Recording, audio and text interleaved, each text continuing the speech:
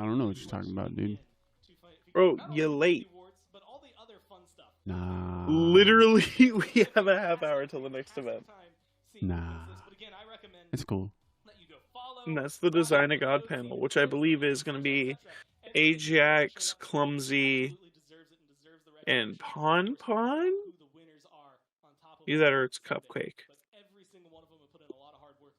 I don't know. I think Ajax is going to be there. Yeah. Yeah, I mean, usually when we get to the dojo, we chill for the first half an hour anyway, so. Oh, good. So make sure you stay tuned throughout the rest of the day for all of the fantastic content coming up.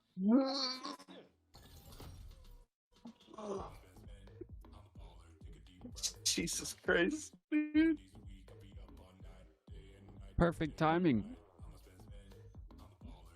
Dude, Lemon, straight up, this motherfucker's late again.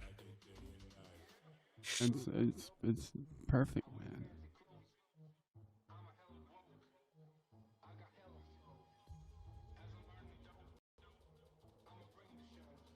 Yep. Oh wait, I He's forgot the captions. always he's always late and he's always forgetting something. Forgot the captions, man. Oh wait, wrong captions. Yeah, it works for you, but like this man straight up decides to sit there and go, yeah, we're gonna do this thing.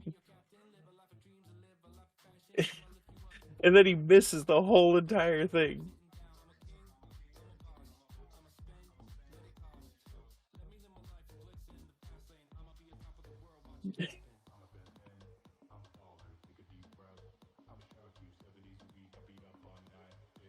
I'm probably not eating lunch until, I don't know, 2 something. If I even eat lunch, maybe I'll just eat after everything is done with Worlds.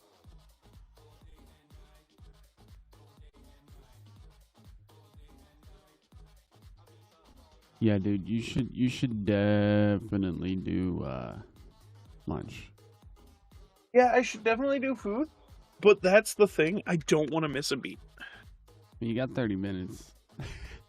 Yeah, but it's gonna take me longer than 30 minutes to cook my food. Yeah, that's true, dude. That's true. Yeah. You know, and I don't know about you, but I don't want to miss a beat of anything going down today. Miss a beat. I don't know. I haven't decided yet. I haven't decided yet. I'm either gonna watch the whole thing and chill, or watch a little bit of it, then go play Tails. I don't know. I haven't decided yet. I mean, I'm definitely the most looking forward to out of the stuff that we have left for today, the Slash Developer Show match, and probably is a tie between the update show and the cosplay contest.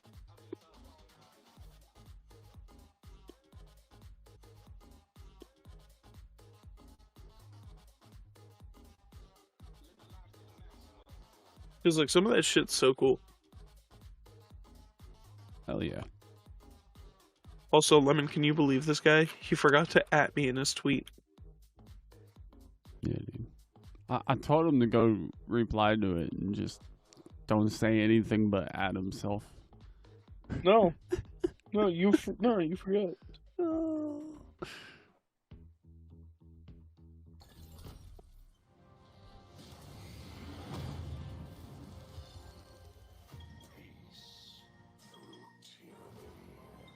Man, you guys remember when this mug had a lid?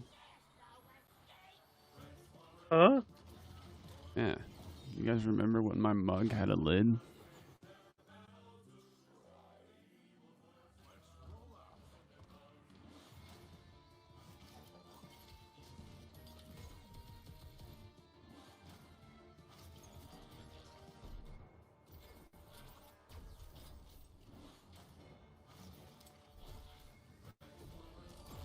You know, people always mention how Fortnite is able to get all the third-party skins and stuff, but it seems like they always forget about how much Smite has been doing that for years. Well, that's the thing. Smite really hasn't had too many like great brand deal collabs. Well, you know, they had Avatar, Ninja Turtles, and Transformers. Yeah, but that's only like the past 2 years, including this year. Yeah. Did they have We had anybody Avatar before last that? year. No. Not that I can remember. I mean, they might have done some, like, references, but, like, no explicit brand deals.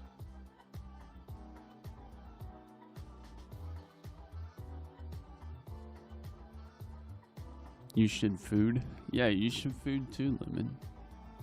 Yeah, I all need to be food. I ate half of my food, saving the other half. Oh my god, it's Biff. Yo, Biff! The boy Mifflin. I love this ad. It's a fever dream. Jordan sitting at his desk at the video team section. I don't know what they do. I don't care what they do. But for the premise of this video, cannot be focused. Watching.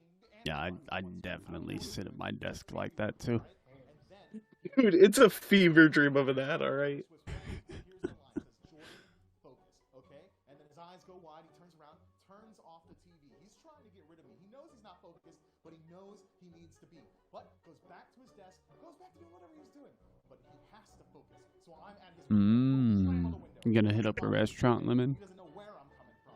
I slam the window, piece of paper, says focus. He does a little bit. He focuses a little bit. He doesn't turn off the anime butts. No. He flips his hat around.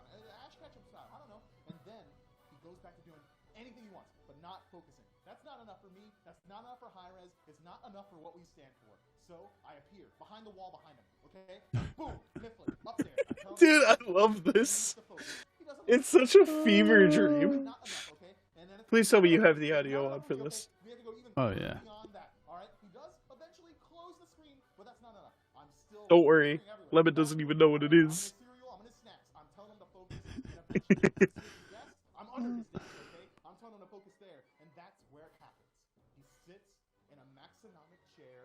Yeah, this is a chair ad.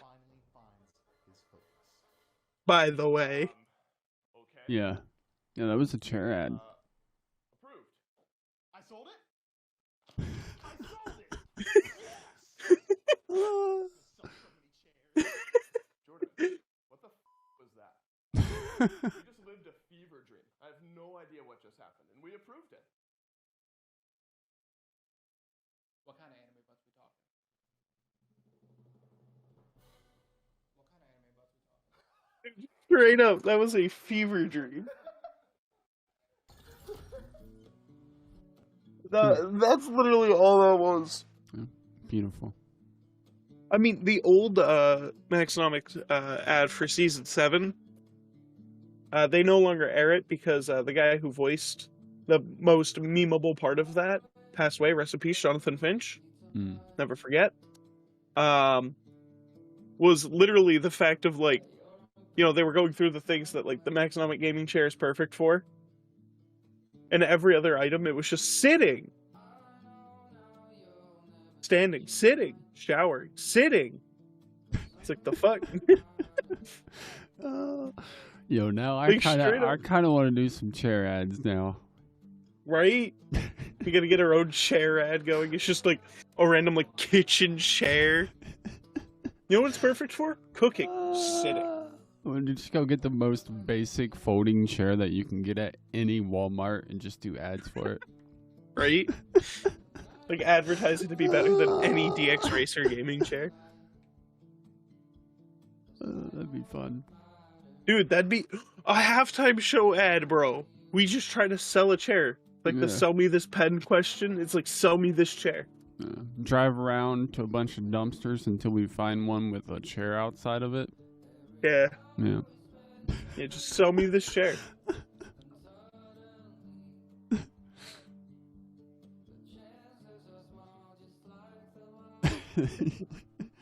We'll go in like super deep detail about like shampoo and soap, and then just like, but this chair though. But this chair, all that stuff, useless unless you can sit in your shower with this chair. All right, understand me. I mean, to be fair, it was a smart idea to try to make an ad off of the whole meme of Focus Jordan. Yeah. It's like every car ad. Freaking beautiful, dude. Like fucking that one fucking like truck ad with the fucking multi-flex tailgate with the fucking cat that acts like a dog? I think captions likes Drake. Oh, probably. They probably got like a brand deal going on or some shit. Yeah, probably. Yeah.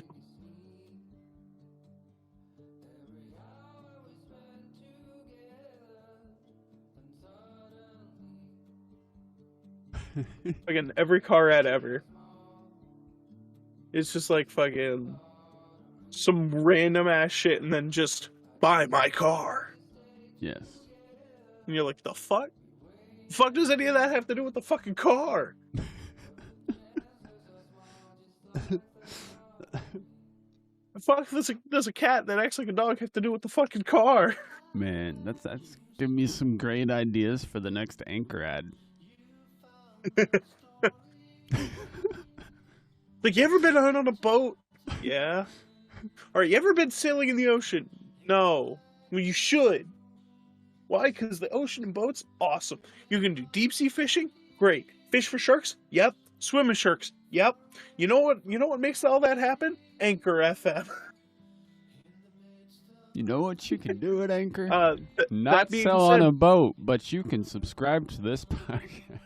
But that being said, if you go to Anchor, you can find wherever the Ninja Studios community podcast is. That being said, actual ad read. Be beautiful. Speaking of, Hey, you know- I need some of y'all to record some ads, man. Mm. I'm sure these podcast listeners are tired of hearing my voice say the same thing. Yeah, but you have the voice for radio. Well, yeah, but still, hearing the same voice every time about the same ad every time would get old for even. I mean, you also have the someone face that, for radio too. like, loves my voice would get tired of it. I don't even know who Shirley is. But you know what? You know what Shirley does? Shirley joins the Ninja Studios Discord.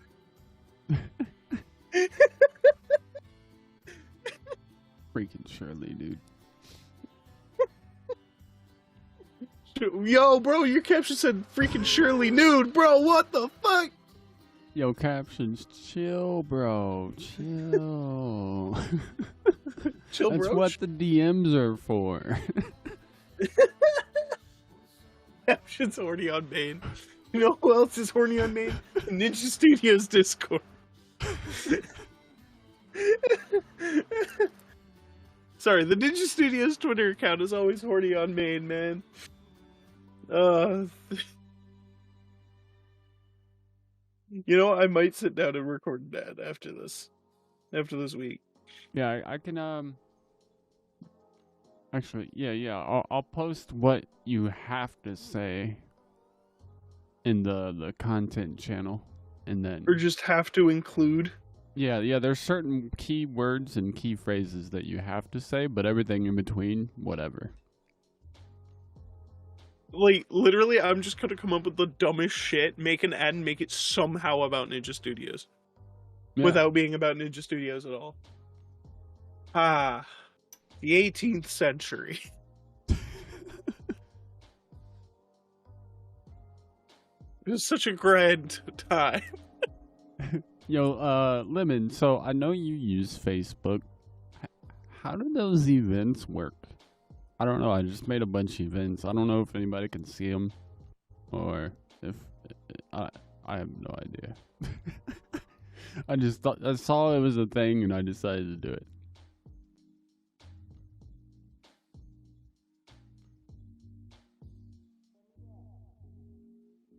Oh god, my phone's breaking. Is there a link to click to go to the event, like in the Discord? Because I put the link to the Discord in like 4 different places on the event, but I can't see where you click to go to it at all.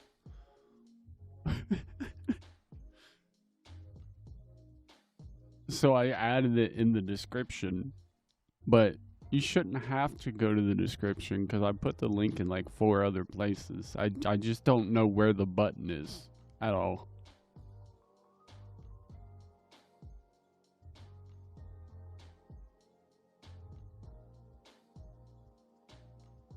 Dude, the Smite Pro Twitter account put out, "My mentions are now filled with food. Thanks. Now I'm hungry."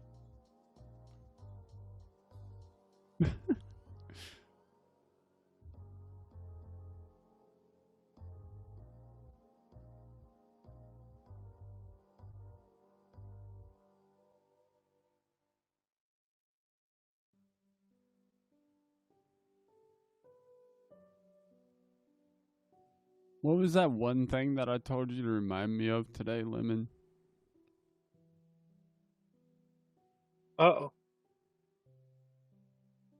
That was the update. Oh, fudge.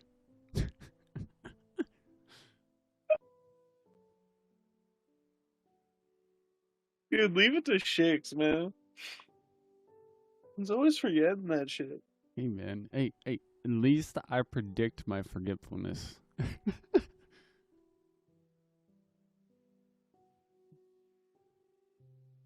You know, see, it's in the announcements channel, Lemon. Did you not read the announcement that I added everyone in?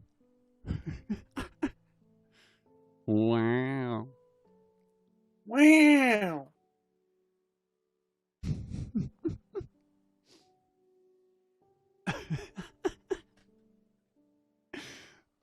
Yeah, I know. I know what you meant. Yeah, I couldn't find it either, dude.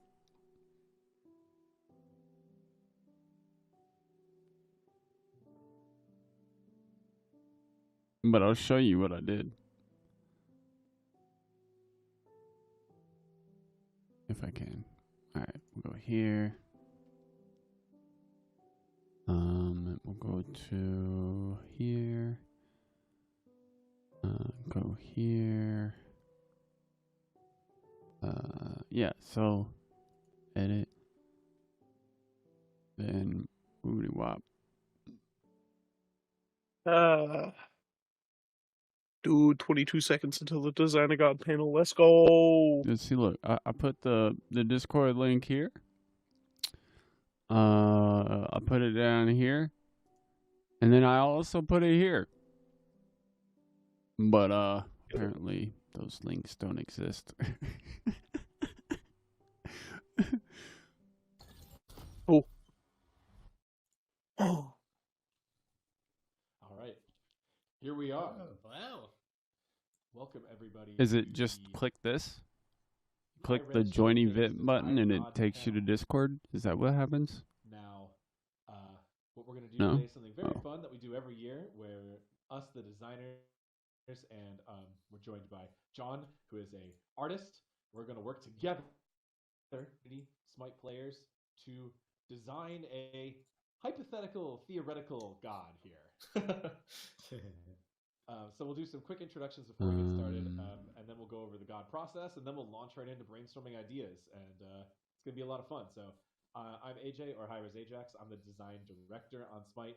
Been working on the game for over 6 Why years does now. Ajax Started off as a always designer and now leading the whole design wear department, the and same Amaterasu really hoodie happy to be here. So every go time? ahead, Pump. I mean, to be fair, I wear the Yeah, same hoodie so every I'm time a god too. designer on Smite. I most recently got to work on Atlas and Kleena, as well as I do a lot of balance work as well. I'm on the design team for Smite, so you'll see me around posting on Twitter all the time. Yep, what's going on, everyone? I'm Clumsy, game designer on Smite as well, mostly focused on God design. I work alongside Pon and AJ on the What's design this team. button do? Mostly working on gods. Recently, Charybdis, Morgan Le Fay, and you might see some of my latest work coming up sometime this week. Oh.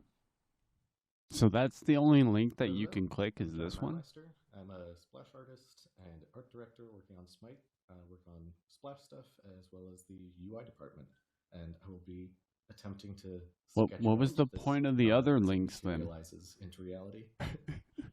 Yeah, thanks for joining us, John. So we have a special bonus to this year's Design a God panel that we have not done in previous years, where we're going to have John, our artist, working live on this god as we discuss it.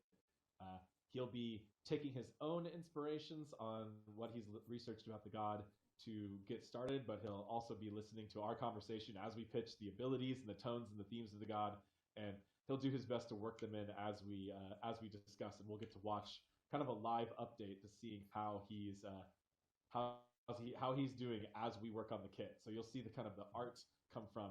I mean, that is a pretty cool hoodie, though. Character as yeah, but he wears it every fucking time. A kit, I guess you could say. We'll get something done. Yeah. So okay, a little bit about the process today. We're doing this remotely, which we used to do it in person. So we've made some adjustments, and we're going to be fumbling through a thing or two, maybe. So bear with us. We're going to be looking for community chat. So mostly the way you'll want to participate is by just talking in the stream chat. We might throw some polls up there if we can figure that out. Pawn, if you want to throw a test poll in there, maybe just to see, ask if people are excited or not, or something like that, or That's why I never closed the Twitch stream mode is or something. We're gonna get that going. So we might do some polls on a few things, and then we'll incorporate your suggestions into current poll. Are we all Weird? Right? Oh, pizza. 100% of votes for pizza. Pizza. Let's go. You make a fun troll answer like that, you're gonna get. Oh, it's okay. This is doing numbers. Pod. Yeah, we got polls working. So yeah, we can ask questions at any point. So if we come to a crossroads, we can easily resolve that with chat. Awesome. Okay, that'll go great. We're designing right? Pizza God now. If we already have Pizza Belanque, so maybe we'll have to find something new. Okay, so about this process, this is a panel that is intended to give you all a small idea of what it's like to design a god, what our process is like. In reality, we spend many weeks, months, lots of iterations going through these steps, doing our research, presenting them to the design team, discussing the kit back and forth with our art and engineering teams to figure out if it's going to be visually successful, it's going to be programmatically successful, going back through the process. But this gives you a turbo version of that system. It's very much like what we do, except instead of doing it over months, we're going to be doing it in just an hour and a half. We're going to go through a few. Also, yo, welcome in, Deed. We'll walk you through. If you don't notice it, there's a now watching text channel directly above this. In the previous years, we have discussed Epona, the Celtic horse goddess. We've discussed Amo Ekane, a Japanese mental mage, as well as Garuda, a Hindu bird deity. So those are ones we've done in the past. Those were all different examples that we've taken from community and designed together. Here is your brief overview of what the step-by-step process is. Do this. Decide on the god. Usually a much more complex process. And actually, bird flew into my fucking window. Vote, but today we have just decided on the god ahead of time. We wanted to give John time to prepare his art, and as well as give the designers a little bit more time. So we do have the god already decided. Smite cart chant. Yay, we did it. Not related to this topic at all. I would prefer if we kept it on. Yo, Lemon, do you have a yay, we did it step on your to-do list? We did the driving god with the horse goddess last year. We could have even worked in some smite cart references then. So we have the god decided. After this brief overview, we will show you which god we plan to talk about today. The other quick disclaimer before we get started is that these gods are purely hypothetical. Just because we're talking about the god today does not mean we intend to make them. In fact, sometimes it even means we don't really intend to make them, but you never know. These abilities that we're talking about today are not intended to how's it going, Streamloots? They're intended to be on this just hypothetical exercise. It's possible that they might end up inspiring future kits. Yeah. Like, for example, the Karuda. I wish I could. Kit I probably should look into disabling that alert at some point. Designing Horus by quite a bit, so there was some parallels there, but there was also many I don't changes, mind so it too much. Whatever we decide today does not mean it's going to go in the game, the god or the individual abilities. But hey, if we find something we really like, we might end up using it in the future. Pawn Clumsy, anything else you'd like to add about the god process before we jump into revealing the character and talking about the key themes? No, I think you explained it well. Yeah, I'm excited to see what crazy, amazing ideas we're going to see from chat today. Okay. So If production could scroll down for me just a little bit, we're going to reveal the god name that we're going to be talking about today. It's so you can watch my stream on your huge TV while you play Breath of the Wild. That's why. Egyptian lioness. She is a goddess of war and a lot of interesting, unique things actually like that. So, generally, from our discussion early on, we figured. Why is your PC not hooked up to your TV? Goddess, so that could make her an assassin or a Lemon. warrior. She's described as the protector of pharaohs, the daughter of Ra. She has very unique abilities even outside of her. What? You don't have an HDMI abilities. switch? She has been described as to breathe fire. She can start plagues, and possibly even these plagues are personified as if she can hold on. create other plague gods or plague deities. Or Let's find Lemon an HDMI switch she can real also quick. ward off disease, and she does all of this while being part lion, part human. So a very cool god, one that's been discussed a lot. Anything to add about her that we thought was interesting in our research? I think the other cool Yeah, thing was I don't understand why you wouldn't have one. It's crazy, dude. She kind of leads the pharaohs and protects them in times of warfare, and she's also kind of like the personification of like raw strength. So like she kind of comes into specifically like fight. Wait. You know what an HDMI switch does, right? Cool kind of personality note. Yeah, I like how she has a bit of the war god, like tactical and like philosophical, but then she's also very, very hands-on. As Clumsy was mentioning, there's some crazy titles and translations from her name. Yeah. It switches multiple devices. Mistress of Lady of Slaughter, she who mauls between one HDMI source on your TV or monitor. So the first question. So, for example, with mine, I have my game computer, my Xbox, and my PlayStation plugged into a switch that's plugged into my capture card. I know you haven't heard that much. So all I gotta do is pick which device I'm using, and that's what's captured by the capture card. But you could do the same with your TV, with all of your devices. I'm seeing lots of warrior. I'm seeing surprisingly more warrior in the chat. I expected to see more assassin, honestly. In a way, it probably lends itself better for Sekhmet to be a warrior, not to determine what chat to do, because we always want to be careful of what similar gods we have. Obviously, Sekhmet and Bastet share a little bit of theme. Bastet being an assassin, it could lend Sekhmet better to being a different role too. Yeah, but I mean, just reading about her, she's so aggressive. Because the Lady of Slaughter, I also do that on my TV. Generally have a little bit more utility in Smite, and I just want to make this character like as insanely aggressive as possible. So like, personally, I was kind of hoping for assassin, but it seems the poll is heavily skewing towards warrior.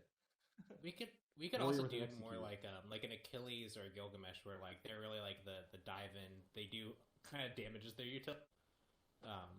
So I think we all know that's the switch that I have. Right, so. Yeah, well, that's true too. So and I've had like no problems with it at all. So don't be afraid to get off-brand cheap ones. For identifying the key themes. So because what key themes, what unique visual aspects from her lore are most important. We're getting the Hi-Rez troll factor is high today. Yeah. I've had absolutely no issues with that splitter at all. You say as you joined in the chat yourself. Well, they put that button right on the screen. You expect me not to click it? You have to hit it. You have to. The only downside to that one is there's no remote, so you can't switch the device remotely, which would be nice if I could just go boop, boop. But also, all I have to do to switch is stand up and press a button. So, it's just a common thing you have to do in war, especially in ancient times. So, but I think we're almost certainly, as far as key themes, we're going to start pivoting her towards a more aggressive character and staying within the warrior class. Unique visual aspects that we've talked about. It's, I think, mostly the lioness human combination, right? That is just always the Egyptian twist, right? So we'll have that very clear. I think as far like Clumsy mentioned earlier, kind of comparing her to Bastet is a good example. I think we would expect her to be larger, bulkier, stronger, more muscular than Bastet. Probably more heavily armored or more heavily geared with weaponry. John, have you had any ideas towards armor or weaponry for this goddess? Are they using Google Docs?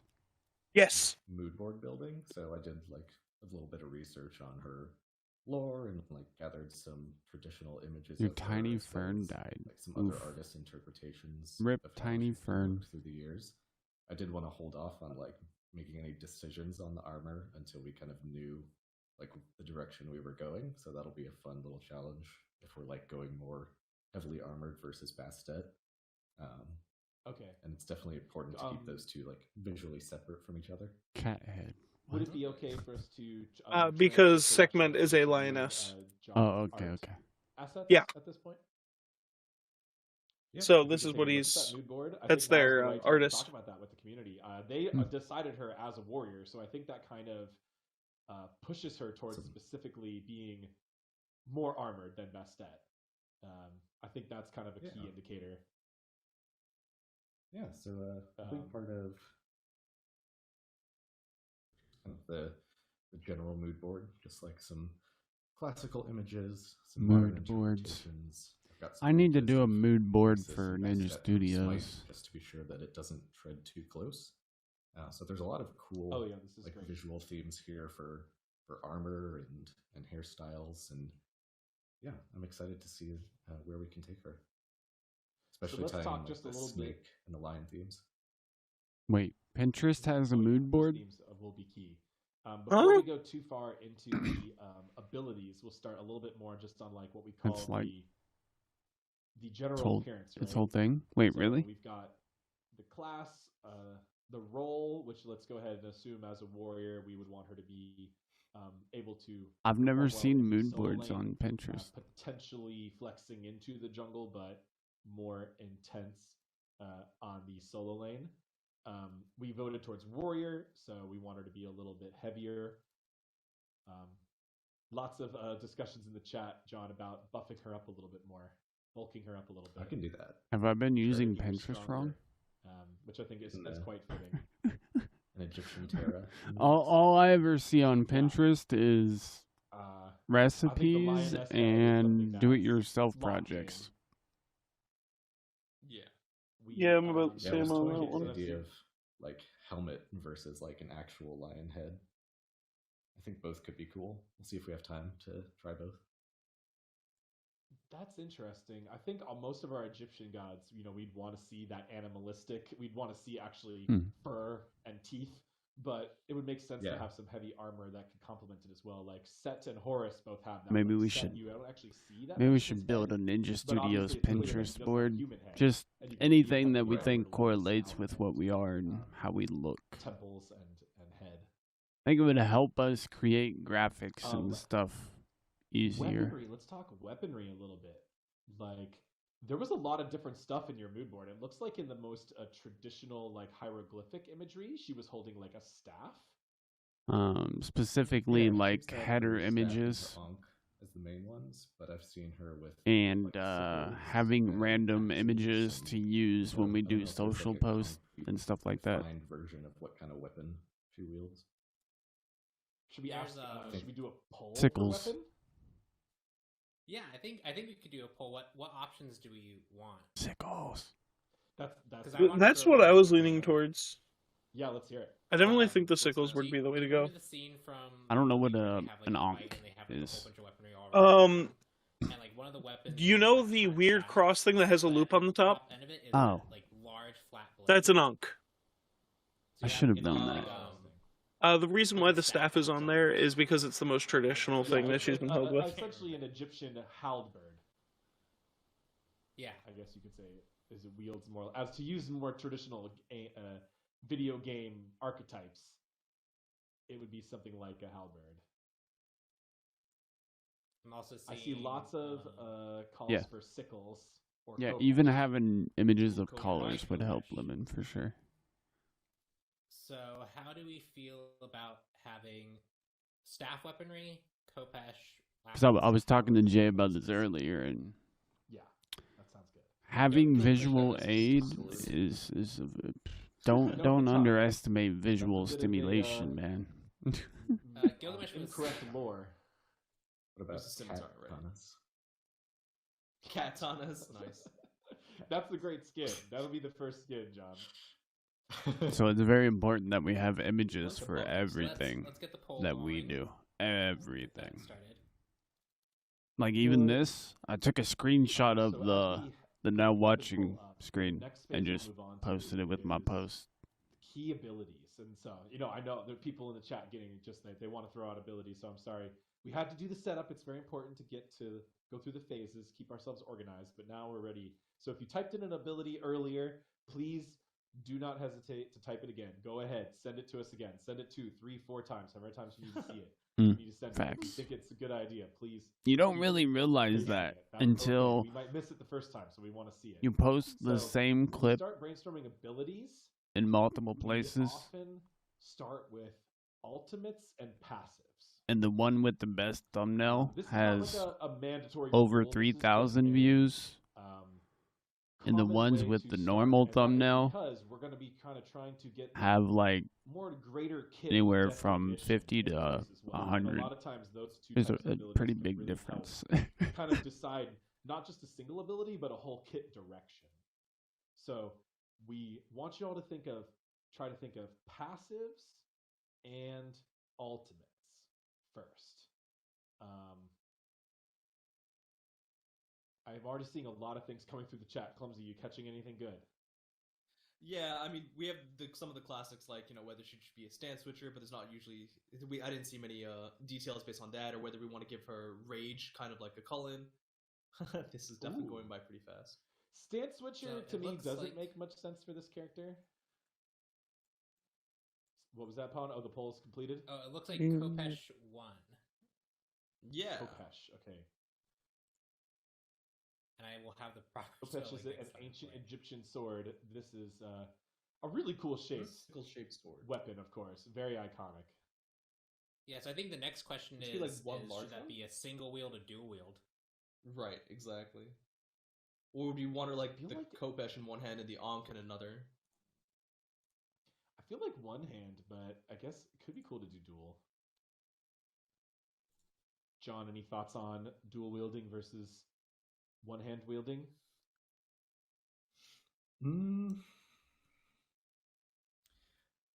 I'd see if she's like a really ferocious warrior. Dual wielding could give you some really cool animation potential, and also kind of we don't have very many warriors that dual wield. Although, ironically, Osiris, which is coming to be a key similarity. You had chocolate for lunch? Well, at least it beats Jay's lunch. So. I haven't eaten yet. And that's his two weapons, right? Literally haven't had a single piece of food all day. Yeah, those would be his two weapons. Well, so we'll leave that flexible for now. Okay. Seems good. Let's keep an eye on some of these passive abilities. So we talked about stance change. Let's go ahead and write it down. I don't think we'll do it, but Booga booga. We also heard rage. I like the idea for another rage warrior. I think that's pretty cool. That could be pretty cool. Yeah. What else are you seeing here, Clumsy? I saw an idea about an attack stem where after you proc it, every several basic attacks, she just kind of does an automatic fire cone in front of her. So it's just like as you're stammed, you're just doing like an ability cone, just kind of passively over time. That's not something that we kind of have at the moment. So you would have to hit enough basic attacks, and then you get like a mystical mail type of thing, but in a certain direction only. But just in a cone in front of you, yeah, exactly. A directional. Yeah, so it'd be pulse, like she just does automatically. On like 5 successful hits, until you miss, you do fire cones in front of you, right? Or it'd be more. Yeah, it'd either be, or it could just be like every 3 attacks, you just do a quick pulse of a cone attack. She just automatically does a quick breathe fire, and then you continue. So that way you can get multiple of these. And it doesn't have to just be back to back. What I eat for lunch? Wouldn't want it to happen too often. Oh yeah, I had a chicken salad sandwich for lunch. Bruh. That's definitely one way to go. I've literally had nothing. A lot of like cleansing and warding stuff. Okay. Yeah, exactly. That's exactly what I was looking at. A lot of Ankh cleansing. I saw one person that also like the destroy shields, destroy shields, destroy shields. Stance change, rage. Yeah, Kukulkan does rage. Like I mean, there's plagues.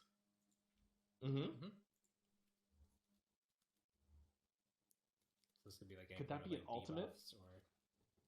Like a swarm of snakes. Just like us.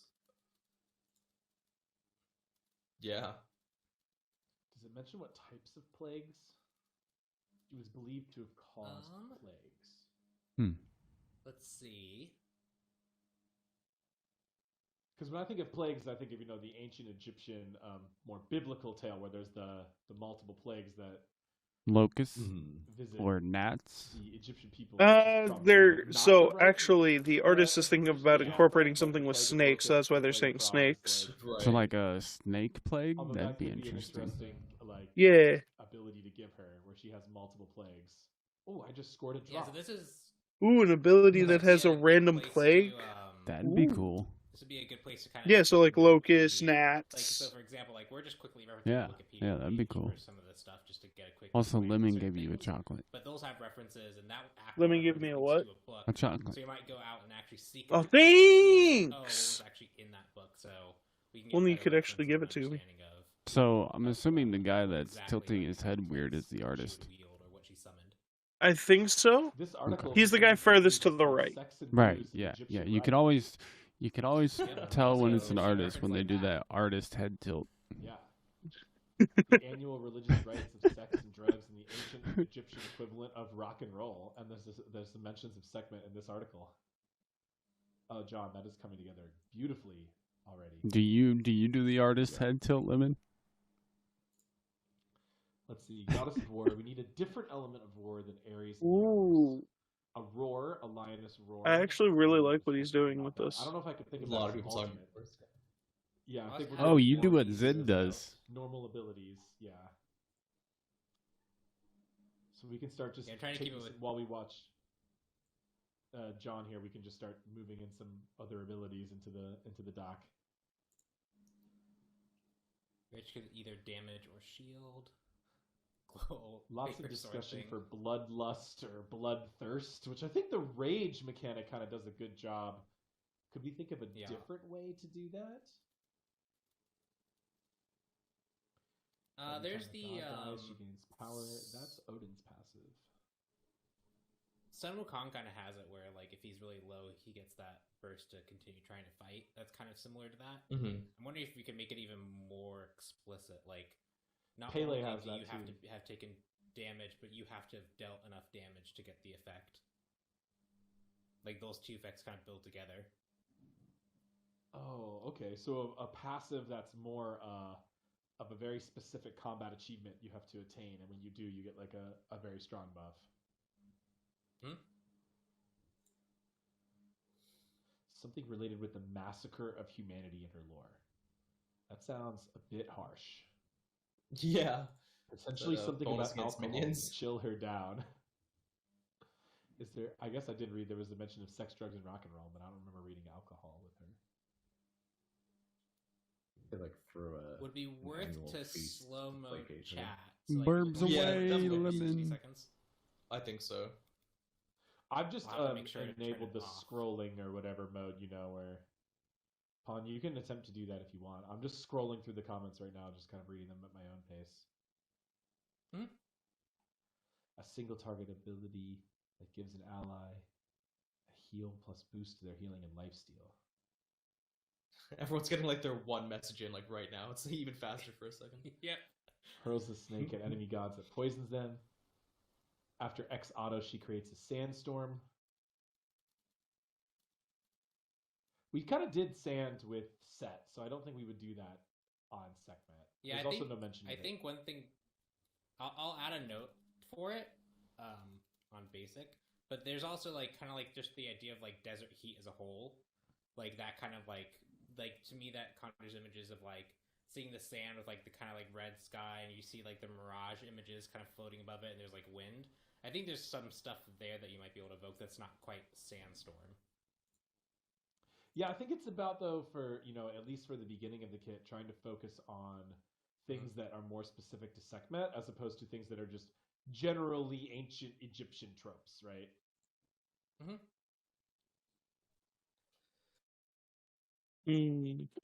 Clumsy, you seen anything that you're especially interested in? I saw Kilgoon talking about sandstorm, so got caught up on that one, trying to think of different things there, or sand clones, but we want to be careful not to be too close to set.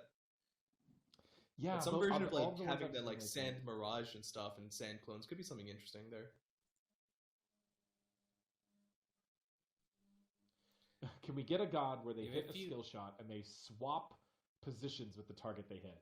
That's been a really, really, really old suggestion we've been getting forever and ever. Do we feel like that makes any sense on this god? I don't know if it makes sense too much on this one, but I'll write it down for now, just so we have the ideas listed. That it is a popular suggestion. Power-based and allied units, pots-based. That would be cool. So yeah, but yeah, no, it doesn't really make sense for this character, I don't think. Yeah. No, all debuffs. Like maybe like another god that works with like teleportation, like a Giannis. I could have seen it being Like a another thing type for of Loki, Plague of but scarabs around as an ultimate that just Yeah, but inflicts random Loki's rework debuffs makes more enemies sense for him to nearby. go invisible to play tricks than him swapping places for tricks. yeah, that's true. I really do like the ultimate of various plagues. Like, I don't know exactly what it would be yet. Like again, that's why I'm kind of saying, proc shreds, attack speed, debuffs, slows. There's a lot of different. Another god like low Giannis that duration works with like debuffs teleportation.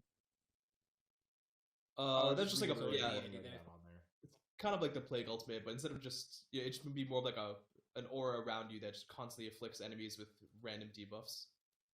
Ooh, that'd be cool. So they'd be things like minus 15% AS.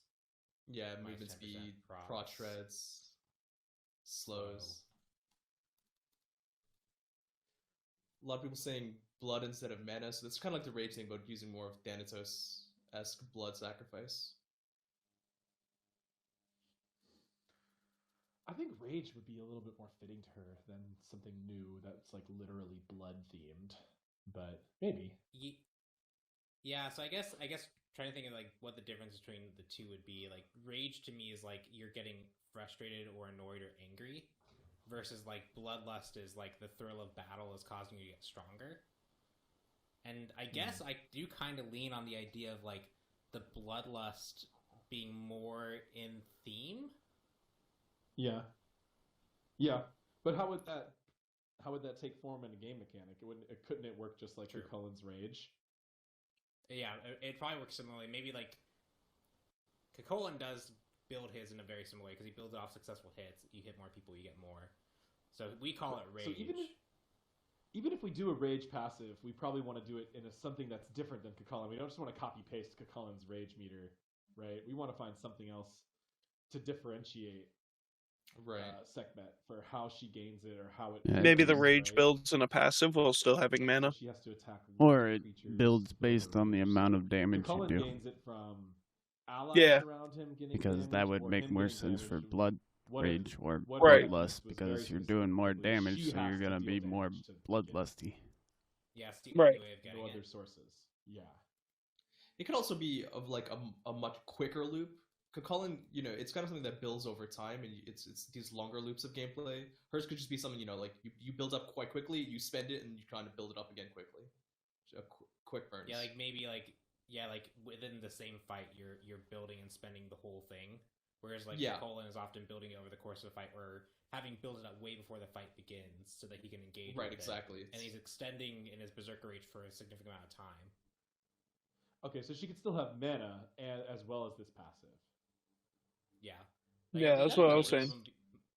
Yeah, it might even just be like she engages into a fight and like maybe she has like this, like just say 100 just for the sake of having it, and you can build 50 really fast. Once you're above 50, your abilities do more, and then once you hit 100, you like overcharge. That meter just drains really fast to signify that you're gonna lose it in like 5 seconds, 6 seconds. But during that window, like maybe you're unstoppable. People can't knock back or push you or stun you, right? You have some level of CC immunity where you're like really unstoppable. Nothing can stop you from doing this, but it's a very short window, so you're just building up to that. I like it. I like it. You're getting so many suggestions, it's hard to follow. Yeah, multiple stances based off of that. There's an idea of kind of like we do this a little bit a few times where we look at other characters that are in like the same pantheon and see what similar things they have. Ra has the you build up 3 stacks of movement speed. Maybe her ability usages could build up some other thing. The suggestion here was like an anti-heal aura or a damage mitigation aura on successful use of abilities. Sekhmet is the god. I'm seeing some more people ask again. This is always like so interesting to hear. Yeah, we definitely are still getting some themes of making sure that we have some sort of cleansing and healing, especially being the daughter of Ra, and the fact that she does have both the warrior side of things, but also the healing side of her lore. Well, let's go ahead and move then to our next step, which would be like people have already been suggesting just more general abilities, right? So that's okay. We'll keep looking at these for ideas for the rest of the kit. We've got a passive that kind of requires her to be in combat and potentially empowers her. And in general, it seems like we're going to do more of a general power up from the passive as opposed to like changing the abilities individually in certain ways. It's to be more of like a true stat bonus she gains, or like Pawn mentioned, a form of pseudo CC immunity, which we really like. So she's going to be very aggressive, very in your face, very unstoppable. I guess was a term that Pawn used that I really liked. So we'll keep that in mind going forward. I think some sort of like thing that fits with that theme I've been seeing a lot of people suggest in the chat is some sort of like self cleanse that potentially has some bonus to allies or bonus to enemies based on its success or timing. Does that make sense? Yeah, so I wrote down some of the popular suggestions I saw kind of scrolling up. So we got like obviously the roar, the lion head, that. Yo, man, so much bacon lately. We had fire breath. Was fucking bacon. That's it, apparently. It's the only flavor. Not gonna lie, dude. Yeah. Dark raging about bacon was probably one of the funniest things I've ever heard. Oh, straight up. I'm just reading. I'm gonna turn everything into bacon. Close to this, right? You're bacon and you're bacon. Bacon. Get a lot of suggestions for very specific counters, like ability that destroy player-made walls or shields. Explain how he dies. Bacon. That's maybe too narrow. We generally try to design our abilities to have more wider applications, but every now and then we'll look into something like that. I've seen this one suggested a few times from VGS. Dude, I love how the artist just like constantly has an eyebrow raised. A new type of CC that yeah, I mean you have to do that when you're arting. I feel like basic attacks and be unable to avoid it through haste. So if you hit the enemy warrior with this, every time they would basic attack, they would really slow themselves to like a near halt. Which that's pretty cool. I've never really heard anything quite like that. Yeah, so you get to run away at full speed, you choose to fight your weak. Yeah, dude. Yeah, it's effectively just that's where a lot of art streamers do it wrong. All they do is show what they're arting. They never show their faces. Yeah, like show me your face. I want to see those weird facial expressions, dude. Like he's just out here like a champ, like not even paying attention to the camera. Yeah, it's great. We've also got a lot of themes on bleeds. But it's like art ASMR. Yeah, we have a lot of that on that step. It wouldn't be ASMR, it'd be... I don't really like that as much for her as a art ASMR. Yeah. We have a kind of a movement ability. Okay, go ahead. Like we always need those. Charge. So the idea is that charge forward, leaving behind burning sand. About 3-second dash. hit an enemy stun. So just a pretty standard warrior engage. Okay. Well, I try and get some more fleshed out abilities on here. It's okay. Yeah, I have one here from Eldegank where imagine if she had a marking effect that then you had to successfully hit that enemy with an ability, so kind of like Morrigan's Mark. If you hit that ability, Sekhmet gets cleansed and healed. So it's effectively, we talked about her being able to like self-cleanse or self-heal a little bit, but you have to do it through combat. You can't just like get stunned by Agni at range and then just hit this in reaction, right? You have to already be fighting. Although it's a little hard to cleanse something and you want hit small someone duration. with something. Yeah, short duration on the Mark too. And I feel like for this to fit well with the kit, she would need like another ability, potentially one that has some travel time or some persistent hit time, so she could potentially cleanse herself out of being stunned with this. Because if she's stunned, she can't act, so the ability has to already be deployed, right? Yeah.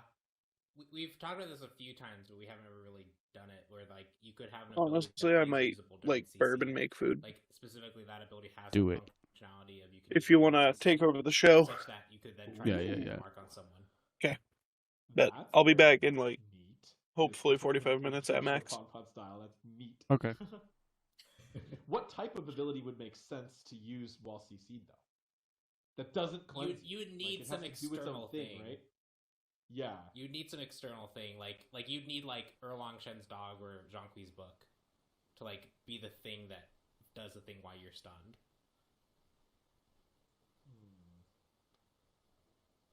I'm not sure if she has like I guess a companion. Don't think so. The plagues, which are also described. Oh yeah, we should definitely get a plague ability. Also, sort of like her cleansing Ankh is like kind of a, an enhancement, Lemon, an artifact, rather than a pet. What if even when she was stunned, we built in the animations to have like her weapons still be like moving around her and be ready to fight, even if she can't. You wanna play Baldur's Gate 3 sometime? We talked about breathing fire too. I feel like it'd be cooler for her to have like a fireball projectile as opposed to like dragon fire, like cone. Or I guess even just more like direct control. Like I guess like the there's like a difference between like fire breathing versus Baldur's Gate 3. Kind of like pulling fire together and then sending it forth. Let me get a link real quick. Like it feels a bit more magical in that sense, but if you keep it like bursty and explodey, I think that'll feel sufficiently physical. Yeah, I'm also thinking of just like this kind of pestilence style fireball. Well, is infused with the debuffs in it. Maybe as you rank it up, you could add another debuff that afflicts the enemy inside that fireball. Our own Kilgoon at work said when she gets CC'd, that's when she pulses out. For the people watching. So there's the link. Together.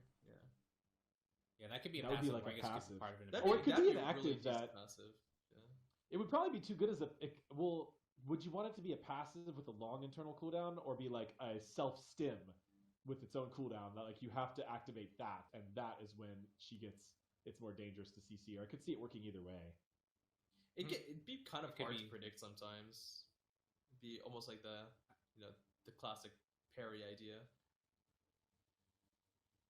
If it's a soft enough plagues, it could be okay. Yeah, I also saw a plague idea of like, because we've been talking about CC, but there's also like the idea of like it deals damage. If you're wondering what Baldur's Gate really was, it's really not a big boulder. Frontliners more effectively. Always a good thing for an aggressive warrior.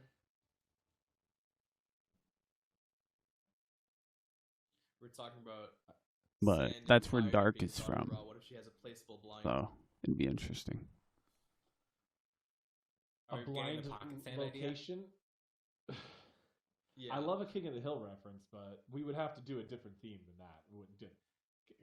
We'd have to make it more magical, more fantastical. Yeah, I'm trying to think what she would potentially do, like, because she's very much and it's completely co-op or like take some of Ra's like powers. So like Ra literally does have the blind. if she could take a spin on it, that harkens back to Raw in some way. Yeah, exactly. I don't know how many players though. Light and Flame 56.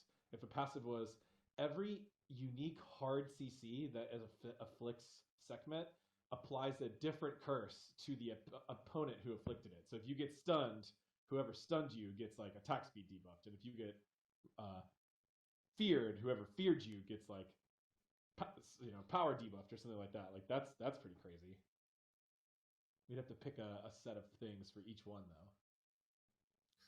Have to make sure that if we ever add CC type effects, we come back to that one. Yo. That one's neat though, because that way like players can kind of learn what their matchup. I was also thinking about. I was thinking about this the other day while I was watching my VODs. These types of reactive like punishment mechanics, but like, though, which I don't think I like my mic. Those are very dangerous in design, right? So those have to either have long internal cooldowns or potentially being so far up. Be built into ability stims. Like only when she activates a stim does that effect occur, so players can play around it, right? Yeah, to me, I kind of like this the is more idea of like a really unique stim. I do like the Plaguebringer, like maybe that is like the unique stim. When she pops this, she has like people around her taking more damage, applying these debuffs to her, and the first person to hard CC her during that to try and get like peel off, they are then hit with that extra punishing curse, whatever the CC type was. And so they can end this effect to stop the plagues from spreading, but they have to take the punishment themselves. I felt like it covered up too much of my face. Yeah, that's cool. It was like most of my. Because it sounds like for the most of my face was the mic. Be a good passive, because you'd have to have some cooldown limiting it. But if it was part of a stim, you could probably justify a lot of its strength being there. Yeah, it fits really well for a warrior. Because like you'd activate this right here, you can still see my whole face. Attack damage or something else. Whereas before it was like all the way up here, so I was like, you're trying to read it. I'm reading about a cat-themed ability here. How do we feel about cat-themed abilities? I feel like we wore ourselves out trying to do best deck designs.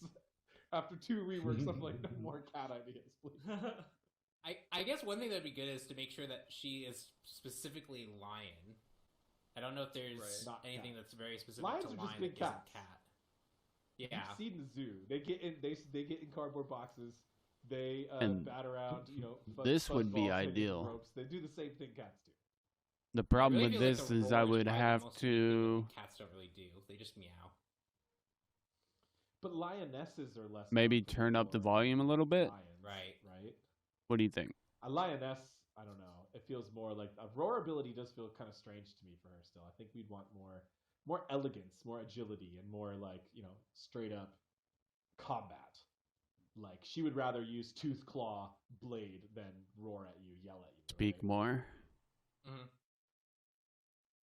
So should I raise my volume a few more decibels? Because I'll probably naturally talk from like right here. Arc 931 says she's the daughter of Ra. So what if as she attacks, like she gets brighter? Yeah, like right here is probably where I'll naturally talk. Could blind people around her. Kind of like more like Ra's blind, but she can't just activate it. She has to hit multiple attacks on someone. It's like Ra's blind combined with Osiris passive in a way. Yeah, that's pretty cool.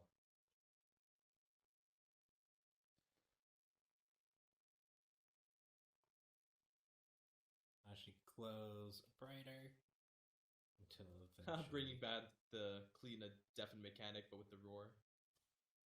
Yeah, a lot of suggestions for the roar, which I guess we should throw the roar on there, Pawn, just so we don't forget about it. We can definitely. Yeah, you have the nice roar because here. It's flexible. Oh, okay, cool. I'm sorry, I haven't been checking the notes because I've been looking at chat. And the general ideas around that I've seen are like damage in an area, buff or stim. Just I haven't a been able to smidge. see lines that are like more like I guess more unique. Just doing the roar a with the roar smidge. so that might be something good for chat to focus on. Yeah, that's weird. Tyler like TK suggested the roar is a silence at a distance and stun at close range. Weird. Ooh, so it would be like a circle cone. It's not off on my end. Ericus may be mentioning that like instead of the stim where she has her weapons, maybe she could use her like elongated claws for attacks, like an attack stim, where she changes that attack animation posture. Which, just means that it's either Glimish or your internet. Or make sure the two. She can't be disarmed. Sure. She can't be disarmed. All right. If she gets disarmed, she just drops her weapons and gets even stronger. There we go. At you. How's that? Is that loud enough? Nice. Or because I'll be talking like this. I'm not gonna look down every time, but I'll be looking at the screen like this. She is a warrior and doing whatever. More on aggressive, fighting, kind of diving warrior. Okay, cool. Give her an execute. Put it on. She have an execute. A few other things. Devours the enemy. Yo, Burbs away, dude. Burbs away. Kind of repeated ability where she uses the Eye of Ra to summon a beam, some sort of light, laser beam for damage or burning. I mean, the Eye of Ra could also be the thing that blinds at a location. Anti-heal, giving her ability to provide anti-heal, especially through one of the plagues from CTAC. That's a good suggestion. Can she walk like Hera? That's it. Walk like Hera? Regal and upright and floating? Kind of floaty? I wouldn't imagine her being very floaty. I want to see those lion claws dig into the dirt, when she slashes at people. Very visceral, to use an overused game dev term that nobody likes. Visceral, kinetic, fun. Just bad words.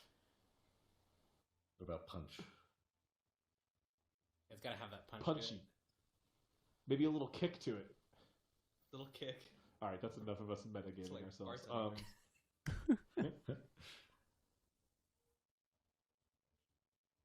So someone offered a movement type, which I guess this could be either cool or treading on too close to boss step, but kind of like a double move. Okay. The idea there was double leap to kind of showcase agility. But I think maybe it could be more. Here. Oh, go ahead. Yeah, from Q and air, a leap ability that leaps into the air and kind of lingers there like Hu Yi and emits a blind from the air through a sunlight, collecting sunlight, and then lands, blinding enemies hit. Interesting. So let's get some more movement abilities in the chat. Because we want her to be agile and aggressive. I think it's okay for us to do that. So we had like one earlier that we talked about, sand and agility. I like the kind of blind plus leap is just really interesting because that gives you really powerful engage potential. Larry David the Rogue saying because maybe dropping on all running fours away, like that would not be as good. Running on all fours. Animation teams over there going. Yeah, can be pretty terrifying. No, it's okay. There was a lot of imagery of her being somewhat floaty in general. Interesting. Okay, thanks for sharing that, Flowers.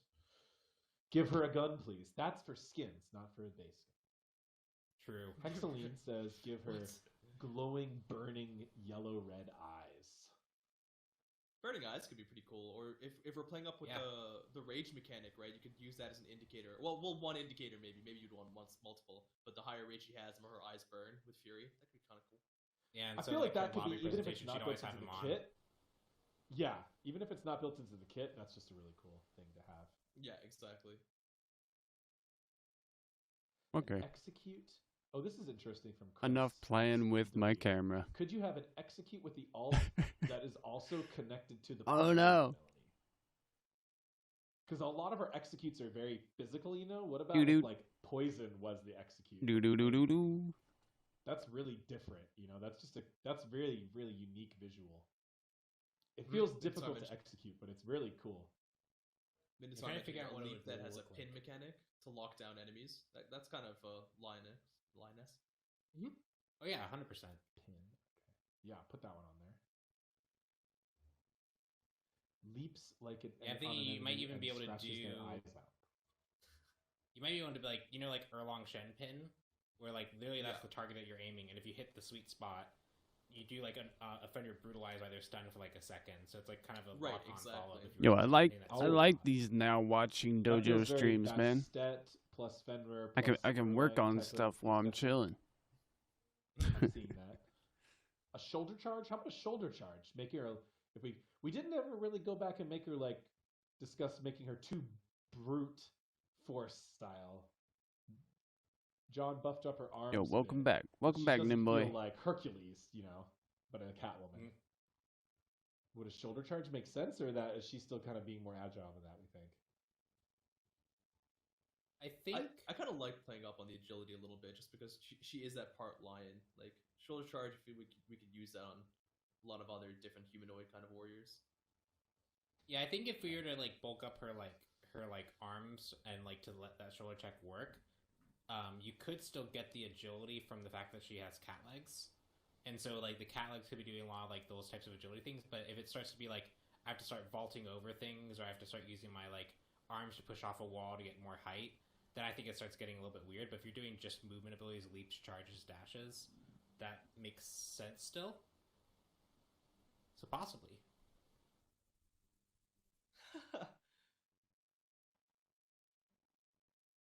Oh no, what'd you see? Mallow mentioning just a slash attack where she jumps from wall to wall, damaging enemies. That'd be pretty good in like Conquest and Jungle, but you need to like create a localized area, almost like a Gilgamesh wall field, just smaller, and then have her jump in between and just kind of slash, be like a localized Omni slash area. Mm-hmm. Could be an execute too. Oh, Mana Steel. I saw the words. Yeah, I've been avoiding some of those mana drain. Don't make me. By quite a few people. I feel like that's nothing to do with Sekhmet, and that's just I want to pitch mana drain again. Could we take a list of the most requested community mechanics that we generally don't like to do, and let them have a poll, and they could have one. We can have one of them. It's for this kit, not even mana. For the game, just for this hypothetical kit that we're not even making. Sure, they can have it.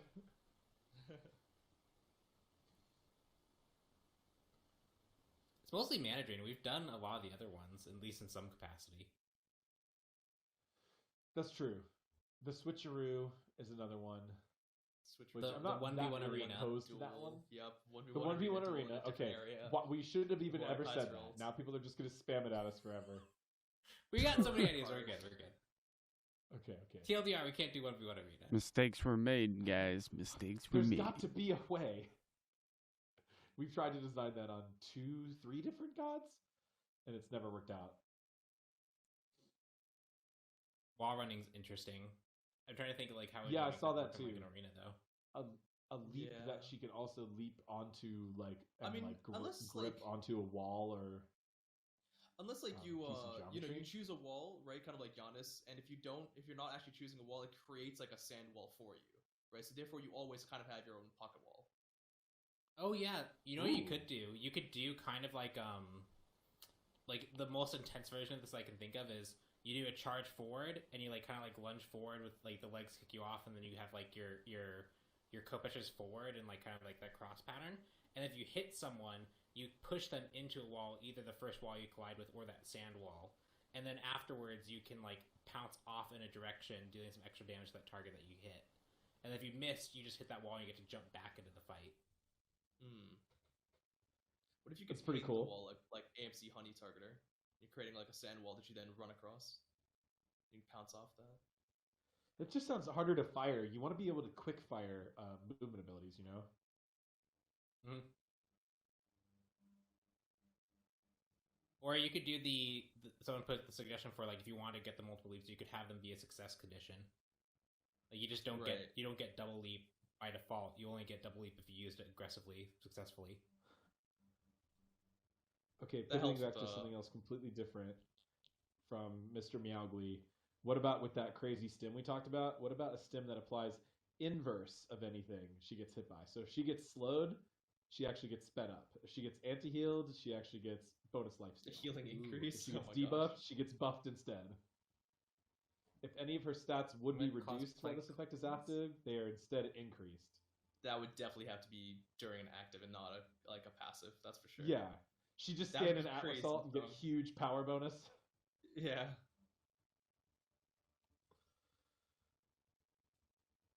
Yeah, if you had that specific list, you might be able to flip them. You'd be hard to implement, but we don't have to worry about that because this is all theoretical. Usually we do have an engineer in these sessions to help discuss to the community about what type of abilities are more realistic and what are less realistic. But we don't like have this plague cleanse one, like no restrictions. the way like we apply attack speed can vary from god to god depending on how they're implemented and what decisions are made and like what rules need to be followed. So probably even just something as simple as if they have attack speed slow, you get attack speed stim. Probably has a whole bunch of engineering concerns. Just because every ability is a little bit different. I suppose we can detect for certain stats, though, if a certain stat is affected to instead do something like that. Like, that would be reasonable. But Smite doesn't have categorized debuffs and things like that, which can make some of these types of ideas harder to implement. The bouncing off of walls, double pounds, or creating your own one, I'm seeing that repeated a lot now, so that could be pretty interesting. Someone bringing back the idea of the plague being the ultimate and the execute, kind of like a combination like Circuit idea. If someone's plagued, they take enough damage, they get executed, and the plague spreads. I mean, if that's a stim like ulti, anyways, it could make sense to add all those, cleanse, reverse effects on that longer duration, anyways. What about her ear is bothering her, though? Two different ideas here for the plague. One is that more stim based, and one is more alt based. I don't think we can do both. No. Yeah, so we'll have to come back. We'll have to collect ideas for a few more minutes. Then we'll have to go back and kind of like clean up through things and try to start putting things together. Yeah, I do I think Smokies did that. Right now, the only ultimate ideas we have, like obviously a lot of these basic. There was some ointment that we had to put. But the only ideas we have listed here that I was able to get written down are Plague Ultimate in regards to like summoning forth a whole bunch of them, or a kind of more like execute-y plague, or swap position. So if we more go back and look at some of these abilities, or more ultimates. Let's see if anyone else in the chat has new ultimate abilities. I'm scrolling down my chat, so I'm caught up again. Sorry, you guys. There's a lot to go through, so I probably missed some. See that? See that, Lemon? Double space.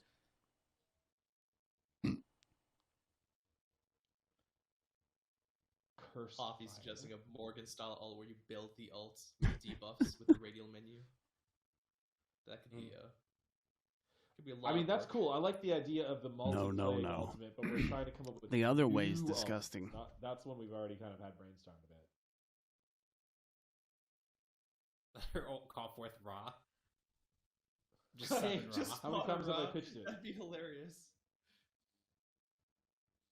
I've pitched this idea to Pawn and Clumsy a few times where a god ultimate approved and disgusting are two separate things. Summon, like, ethereal something that's approved can also be disgusting. Yep. Cool stuff, and it would be like a giant team attack ultimate. Yeah, with Heimdall, we had to have like a whole bunch of backups planned. And vice versa. Just because it's disapproved doesn't mean that it's disgusting. Yeah, true. We started working on that a lot earlier. I feel like so there's someone saying like Nocturne alt, but we actually have that with Chernobog. Oh, they're talking about the blind. That's okay. That's kind of just Xbalanque alt though. Makes teams unable to see their allies unless in very close range and lose in wards. It's too much like X-Ball, I think. More plague alts. Here's a different one. A circle. Yeah, a circle. I understand. Alt where snakes I feel gross when I see a singular space as well. Crawling enemy gods. So debuffs and dots. I can relate a little bit. Like AoE, like tick damage.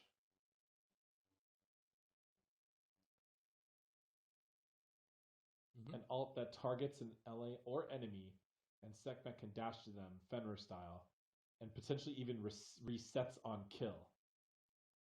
Yeah, see, that's a horrible thing you just did. Hell yeah. The resetting execute mechanic, that's very Achilles, and I'm trying to think if there's a way to like kind of spin that to be a bit more specific to Sekhmet. What if it wasn't execute? What if this was an ultimate, like very much like this idea where it was a long distance targeted leap on someone, almost like a teleport, to someone, and then you don't have to kill them, but you have to deal enough damage, and then you could potentially get another fire. so you don't have to kill a god. Oh, did you hear a noise when I did the Discord command? Use it that way to like really get into the enemy team's back line and get multiple. Yeah, depending on if we have that. Pulling people. I'm wondering if, like, depending on how we do the passive, maybe that could also be tied into that too. But you could make it so that you do that long distance leap, and then they're marked, and then you damage them, and you see the mark filling when it succeeds. They get another burst of damage applied to them, or some other heavy debuff, and you get like either huge cooldown back, or you just get to use it again. Is the enemy? There has to be probably some protection against the same target. Imagine they could fight back. Yeah, otherwise it's more just a way for you to engage. If you ever just 1v1 someone, you're always getting that timer off. Right. Although you could make it a quick time event, as I've heard people say. Just you know. All right. You get their pin. They can't. Hopefully this isn't loud. Get you off faster. That was one of my pitches for Dodgy Alt. Was she was going to put you in like a Bayonetta style like contraption that you would have to quick time your way out of. Could you hear that? Having unique animations for putting the enemy gods in those places. Hmm? I'm wondering if there's a way to do like the choice between 3 plays. Okay. I'm wondering if there's like a way to do like I'm trying to figure out like what the alternate level of swap position would be. Could you hear it if you weren't listening for it?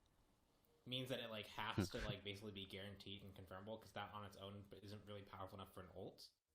Like, it's obviously really good, but I don't know if it's powerful enough. All right. But if you give it more power, you'd probably want it to be able to like be missable, where people could juke it. Yeah, and then I mean I've seen that mechanic in several different MOBAs, and all of those it's almost with a ranged character, because with a melee character you swap places and then you just run back towards them, right? It'd only be useful in a team fight scenario. Oh, Graham Cracker did bring something up, which we didn't discuss, which just is a fun note to have, is the kind of like general stats of a character that we generally kind of gloss over here. But attack chains. He proposed an attack chain pattern of 1-1, 0.75, 1.5. And so the idea is that maybe like that 0.75 is like just a quick circle spin to damage AoE. I don't know if we've had like a full circle attack AoE. Am I hungry again yet? We've had. I see, bigger. Like a true whirlwind. Yeah. Yeah, that'd be cool. Sure. Usually it's the first one I noticed messages, so I wanted to call it out. Well, I think they on the swap ability, I think that could work as long as she has one ranged ability in the kit that you can follow up with. But then she's a warrior, so she'd be, obviously they would end up in the solo lane. You would just swap places with someone and then end up meeting in the middle. Maybe they would take a tower hit or something, or maybe they'd be in a bad position for their minions. But you would end up just changing places. It would be really good in team fights, and it could kind of make sense with the plagues, because you've got kind of like some dark magic type of feels with the plague, so it could kind of make sense. Like the disorienting plague causes people to change places, but I don't know. It feels like a reach. I'm doing my best here. You could do something kind of Ao Kuang like. Little bit of a reach there. You like charge forward and you hit them, and maybe you start mauling them, but they have like a second to beads or so. But if they fail to beads, they go up in the air, and most things start with a reach with the weapon, and then they go back to wherever she chooses. She can choose a leap location, kind of like Hu Yi, and take them. But the way to avoid it is to beads before you actually go up in the air. Yeah, I mean, even just hearing that, it sounds like a melee. Yo, Lemon, did you vote? Did you vote on the clip yet? Well, let's move to the stage where we start kind of cleaning up the kit and start slotting things into different abilities. And we can potentially, if we have a couple different things we like, we could potentially use a hurry up to pick between. I was supposed to post that on the socials like 3 days ago when I made that post. So looking at the passive here, what's your favorite one, Clumsy? Let me pull back up. Well, I think, we talked about Stand Strange a little bit, but I don't know if we ever fleshed out ideas for that. We had the Rage idea, which I think was, quite liked by a lot of people. And then for me, it really just came down to whether we wanted to lean in on the Rage or go for the the resilience and the debuffs to buffs and lean that on the passive. Or if we wanted to use that as an active ability. I think we want that as an active. So we're gonna have a stim somewhere in the kit. Mm-hmm. Yeah, I think I like this kind of bloodlust, really quick loop. It came up a lot, and I think the idea of like that kind of resilient passive plague thing makes more sense as a stim ability. And those would be the two that competed in my mind for passive slot. I mean, you can either we have like an you can either do it like Cheetah and Jay, where they just reacted to the one that they wanted, or you could be like that one. Pure stats, or is it going to be an additional That doesn't really matter. Stats, I think. Mm-hmm. I mean, we talked about maybe like the uncontrollable, right? Like if she gets it all the way up, then I just can't pick. Or was it?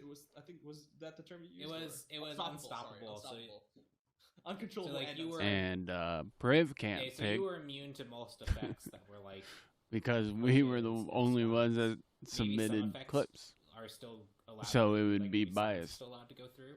Mm-hmm. Maybe disarm's still allowed to go through. It ain't about judging. Cool. So it sounds like I like it. Let's start.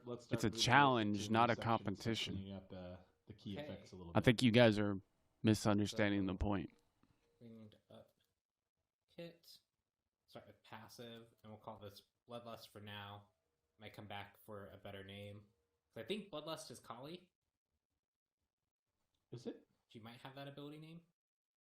Yeah. Or maybe like one of her old abilities. Let's see it. Might actually be good with Bloodlust.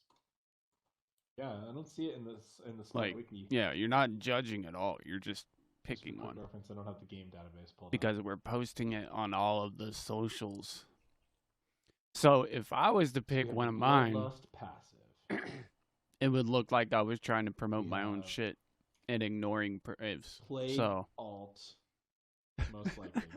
We've got some crazy weird stim that we'll still have to figure out how to make that. And if Priv, voted on his own stuff, it'd be like him saying, "Nah, I want to promote my shit." Definitely.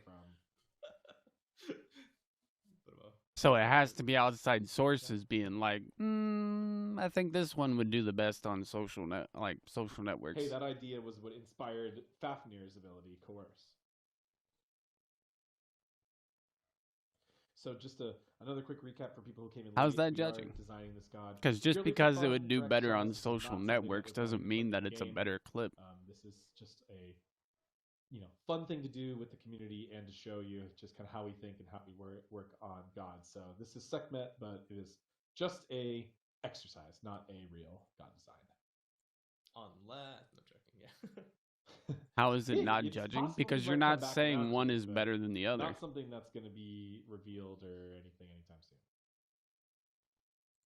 Right. So there's the passive. I kind of wrote it up in a way that I think covers most of the things with it. So you're empowered by combat. We would define better for something. Well, yeah, but that doesn't mean it's better overall. Increasing your power and protections by a certain percentage for every 10 bloodlust. And then when she hits 100, she becomes unstoppable for 4 seconds, which is immune to stuns, knockbacks, and roots. And just to make sure that doesn't feel too bad for losing the bloodlust because it's going to reset, you retain the full bloodlust protection. No, you're not. You're not judging it. You're curating it. You have to play with that a little bit. You're picking the one that would perform the best. It's called curation. I think that roughly gets the rules right for what we were talking about. Yeah, that sounds great. That makes a lot of sense. Cool. So, abilities. I guess another big question. No, because curating is unbiased. Judgment is biased. Well, that is the differential factor of those two words. We have the unstoppable in the passive, and then we have the plagues. Still feel like the most popular ultimate. So actually, maybe we don't do that weird stim because you're looking at it objectively. Mm-hmm. That's looking cool. I think so. Yeah, that's sick. Thank you. Very nice. Put some, glowing eyes. Effects on the weapons and stuff that could potentially be tied into the stim. Could that fire to go with her fire breathing. We can't do that. Blood red smoky stuff, or even like green pestilence. Mm-hmm. I guess kind of just a question, just to kind of hear your thought process on it. Why we were Because talking about all this stuff and trying to let's say 10 really people stuck out enter a as, clip like, into the clip challenge. How How are we going to put 10 clips in a single really cool things. social media from that post? Conversation stood out and got added. Because I know, like, obviously the eyes and the fire effects and the snakes from that. Yeah, I see those. I think a lot of it comes down to like tone, and even more than that, personality of the character. Like, do you want her to 10 times 40 or 10 like, times 4, so 40? And aggressive. If you picked all of them, you'd have to put 40 clips into a single social media post, and that's just impossible. Really and I think she's pushing, like, from what I'm getting, like, Bastette's a little bit more like sly and coy, kind of like nimble. And while Sekhmet is still agile with her cat legs, she's a lot like sturdier and maybe like colder, down to business type character. You don't have to like it. I was trying to get a bit more like bulky warrior, less like decoration outside of maybe like the helmet and stuff, things like that. Mm-hmm. So a lot of it just like coming down to personality and obviously specific design cues like the weapons and the snakes and stuff like that. Yeah, that's probably something we want to keep in mind then for when we kind of write down these kits, because like. And also, if you don't want to pick, just submit your own clips. You can have like a charge that pushes someone into a wall, but how they push them, what the action is, for example, could really dictate that personality. So, she's not really evil aggressive. She's kind of like just ferocious aggressive, down to business, wants to get the fighting started and done with. And then if there's a situation where all of the staff submit clips, yes, then I'll just put it in a random generator. I guess real battle. No, thank you so much for this, John. It's really cool. Yeah, absolutely. It's so amazing. Like, I'll see concept artists I'll see concept artists start with like kind of blob shapes, and then just over course time, like they'll add like a single line here and there, and all of a sudden like what they're going for starts getting more defined. It's basically magic to me. So it's very cool. Progress we made in an hour. Yeah, nice. Yeah, that's crazy. Lots of practice and skills can come together in such an amazing way here. It's really beautiful. I love that. Then again, how are we doing on time? Are we going to be able to clean up the rest of the abilities before we run out of time? We could also do it to where we do.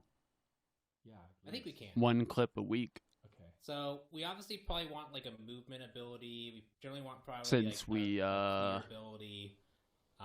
We submit like 4 clips. Brawl more directly, so maybe like and the clip challenge lasts a month. And then the ultimate was the plague ability. So we should probably start defining those. So, well, the plague ability was the one that seemed most locked in. But you would still have to pick. So, for all the other abilities, we had a lot of different stuff. It would just be picking 4 rather than 1. Or it could be that close range, that silence. Wait, what are you going on about?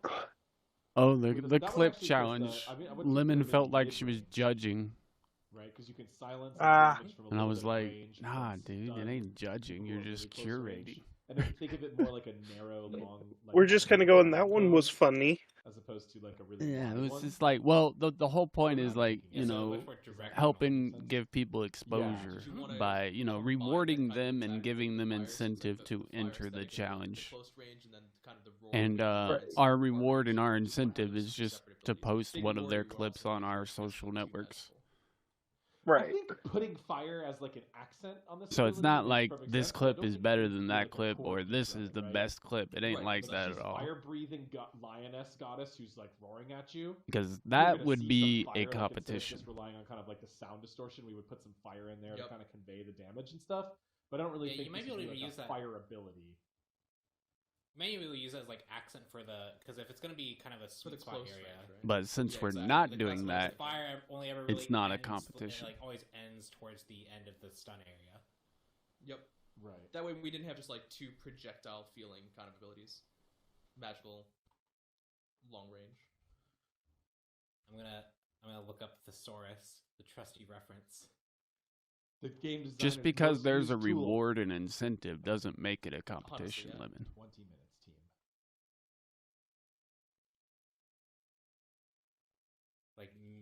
have to we gotta put a blind somewhere. We have to get that. I still like the leap. I still like the leap plus blind idea.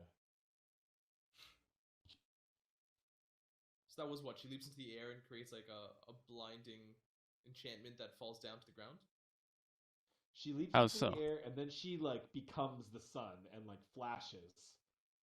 Like she hovers in the air, flashes, and then I think she thinks it's a competition. And the fact of the matter being, like, you're competing for a feature on our socials. Like a two-step. We have a restricted camera pitch on. Well, if the individual is competing for their clip to be on socials, then they'll be very disappointed to find out that we don't care. Don't get blinded less. Well, she wouldn't be that high off the ground. She would just be like, so a little bit. She'd be hui height. Like, it's not super high. So if you're looking in her general direction, you'd get blinded still. You don't have to actually tilt your camera up. Yeah, no. Smite has no Z-axis. You know this. Because first of all, how could you possibly judge clips? That's her ultimate. Segment roars are code in front of her, causing enemies and to be pick the best one. There's no such thing. Instead. A narrow cone 50 degrees is very narrow for Smite. Most are closer to 90. Rain, I don't think you're going to win this one, Shakes. She's very hard stuck. Pretty regularly. It's a little bit less than a basic attack.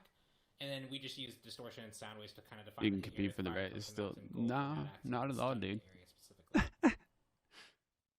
I mean, if they want to look at it as a competition, they can, but that's not what it is.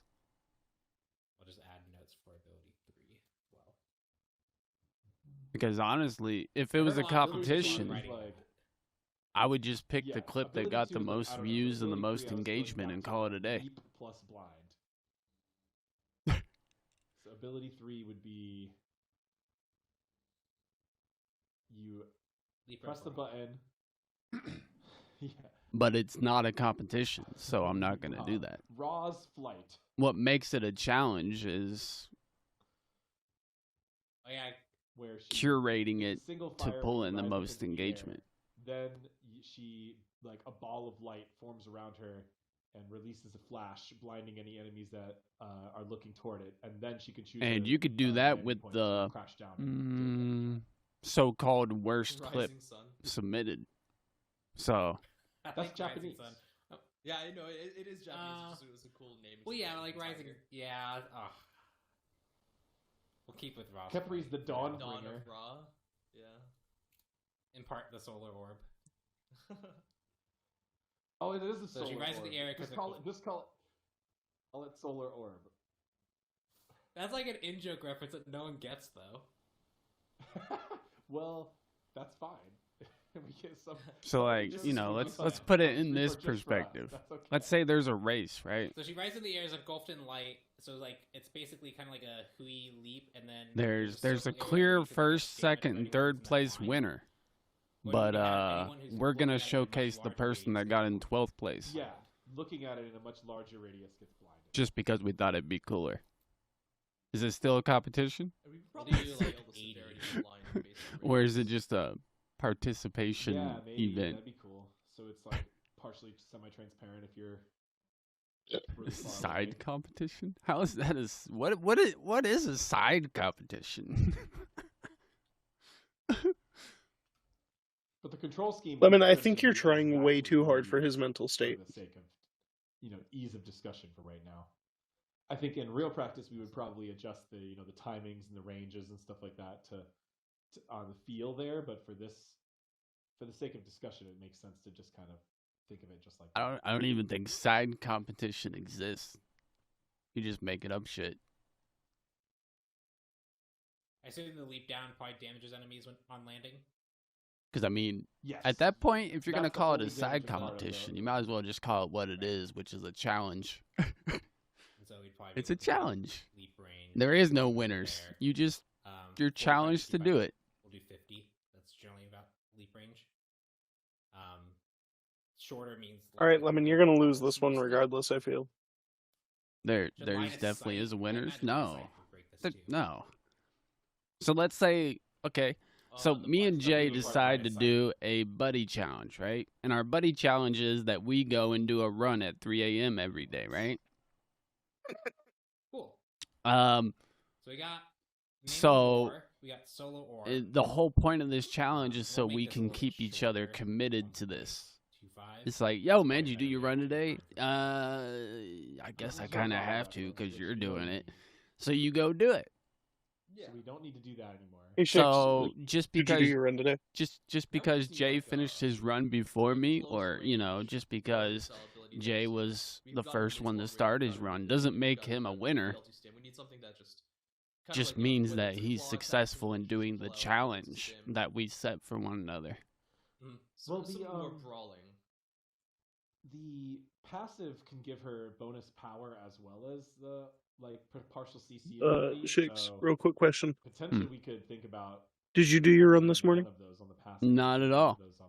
What the fuck, man? But if we look at the doc, maybe there's some other abilities. I even ran. And you don't lose a challenge; you fail a challenge. And the only way you fail the clip challenge is by not putting a clip in there. Exactly. Because either way, members of the Discord are going to see your clips. Exactly. Well, I have an idea for the Mark one. That might work. The idea from the community was the Mark could help her cleanse herself if did enough damage to the Mark. But we can obviously expand upon that. But yeah, if she's going to be dual wielding the Khopesh, one thing you can do is do the cross swipe. So you do that as like a cone area in front of her. We actually make that like a 270 degree. So that it actually hits behind as well. So you actually get a little bit of coverage there. And that way you can have like a pretty big defined area. You can use some fire and some plague. Nah, it's like that area. It's like, hey, Jay and Shix are doing this run challenge. They both did it. Here's a video to prove it. Quickly generate a lot of her passive. It fits pretty well to the kit. It's not as closest to the community suggestions, though. Well, yeah, of one of us. We can't really run next to each other. I mean, it'd be great if we could, but if we did that, it would make it look like a competition because we were running next to each other. Because I think if you were just to mark it and then fail the condition, she kind of lacks a lot of immediate impact. A lot of her stuff becomes delayed. Maybe her ult fixes that. How about ability 2 from Elegant Excalibur, Protector of Pharaohs. And I feel like if we posted one of each person that enters clip, and if she blocks the attack, that would make it look like a competition because people are going to naturally compare each person's clip.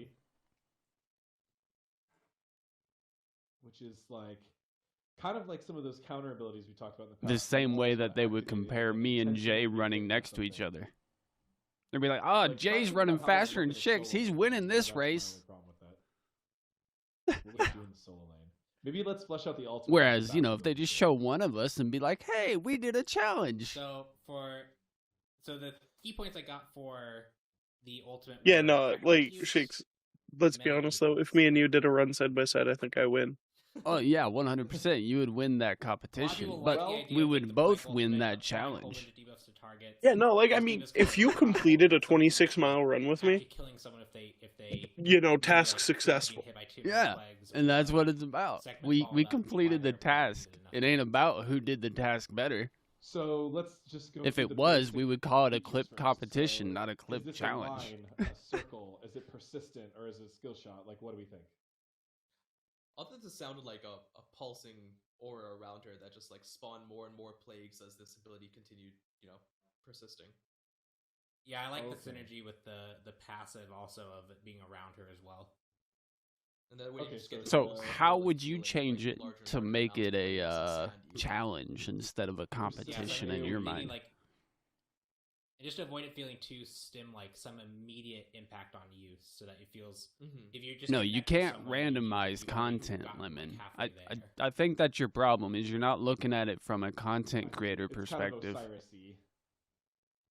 Well, it could have an instant AoE burst that applies plague, and then you could get bonuses for like staying nearby plagued. Yeah, look at it from a content creator perspective.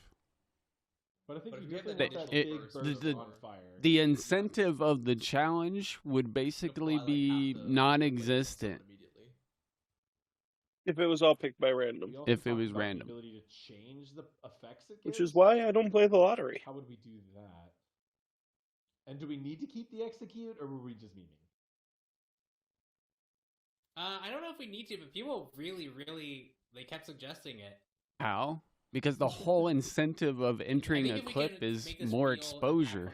Execute, that's probably a good goal. So if you pick randomly, you could refire this ability. More than likely, it's going to end up being a clip that isn't going to give you any more exposure. Whereas if we pick carefully and curate which one we pick that will perform the best, then we're guaranteeing more exposure. All right. So here's a suggestion then. For an example, that'd be like, if we decide to do a gym challenge, me and Jay, and we picked randomly which muscles got bigger, but we did leg day every time, we'd be pissed. Oh, dude, I'd 100% be pissed if my leg day wasn't leg day. What the fuck? Right? It's like, bro, I'm gonna go do this weight challenge, and I'm gonna do leg workouts, but my pinky gets bigger. I would be so mad, dude. But like, why is my pinky getting bigger? In the chat, getting the abilities from very rough. All right. Hear me out.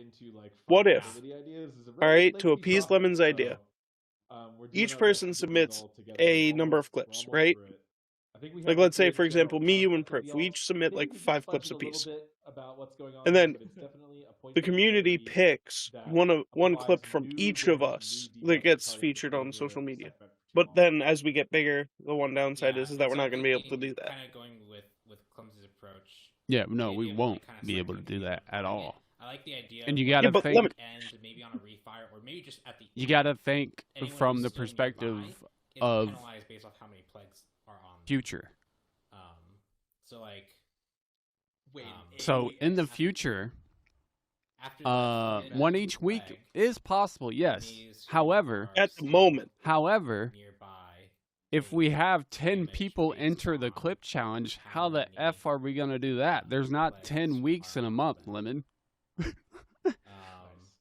So the idea here, is you want to basically pop this on everyone. Right, and it's like if we have 100 people submit, there's not 100 weeks in a fucking year. Either. To make sure they can't get away or that they're stunned next to you, and you just apply these plagues until finally, when it ends, you're next to that one person to really punish them. Sounds good. We've only got 5 more minutes. We've just been told by the master Jithens himself. The Mad Master, I like it. Yeah, he's just he's our production leader today. So don't want to be upsetting him. We've got to come up with this last ability. I feel like the melee strike plus mark were very popular suggestions early on. That's not an option either. That Pawn had a pretty strong idea for, so I think we'll just go with that. That would make it a competition. I'll write it down. What do you want to call it? Pawn, you just write it out. I don't know what type of word for sever or slice have we not used yet. No. Nah, because now you're just being biased. So I'm gonna just negate your vote again. And Pawn is gonna write this out, and Pawn, you just focus on that so we can get it done by the time. And me and Clumsy and we'll do a little closing out. Do we have any additional updates from John to show the players before we wrap it up here today? There we go. Yeah, I'm just noodling away a little bit. I thought it could be cool. I see some details on the arms and the belt. He did that in a little over an hour. What the fuck? I know, right? That's impressive. But trying to think of Lemon, something that would why can't you do that? When you see her from across the lane, it's her. So since she's so tied to Raw, see, now that would be a good example of a competition. Yeah. If you and him went to make a detailed piece in the shortest amount of time, who would win? Grow if she gets her stim or whatever. Yeah, we could not a challenge for that blinding ability. That's really cool.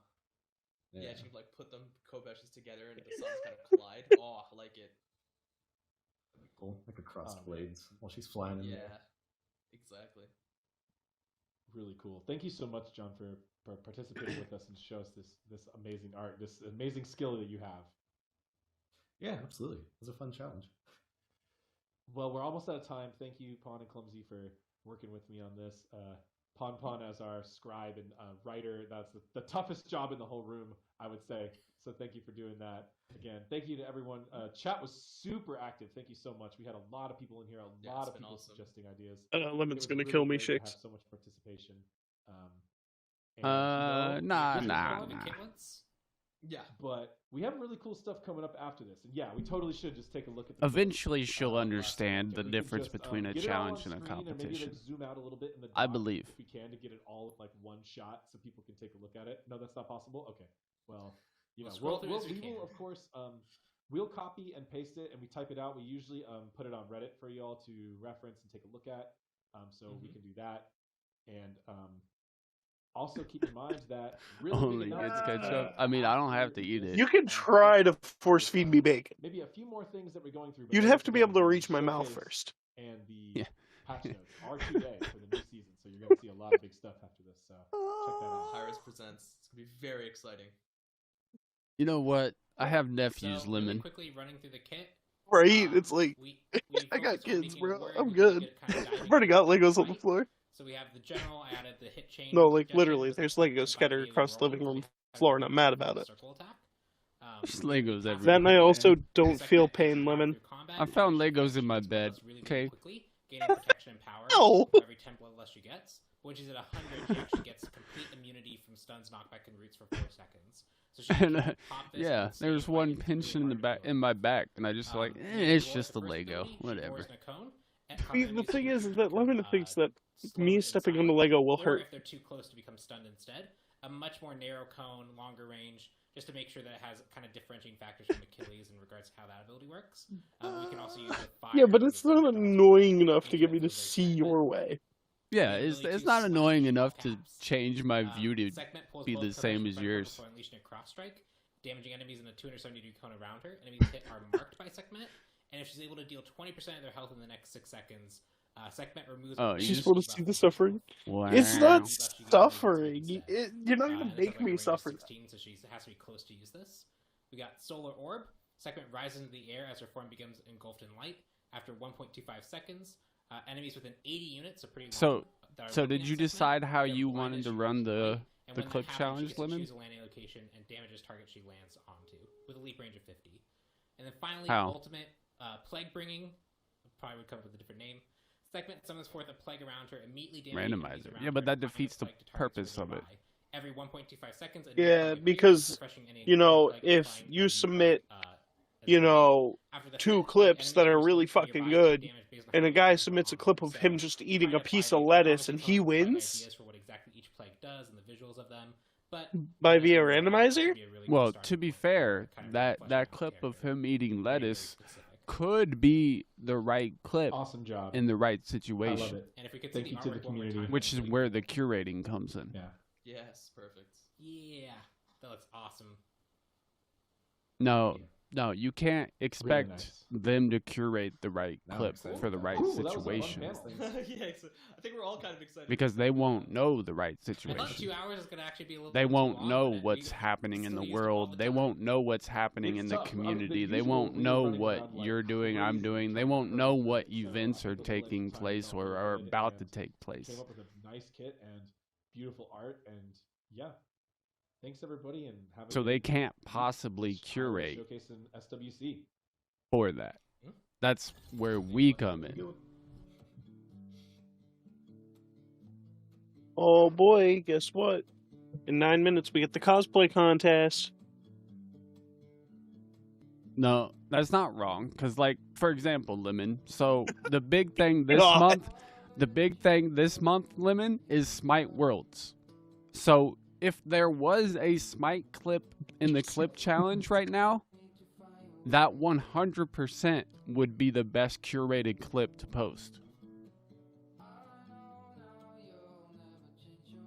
This is also true. People that submitted those clips in December wouldn't have known that. But we do. So we have to curate it as such. Yep.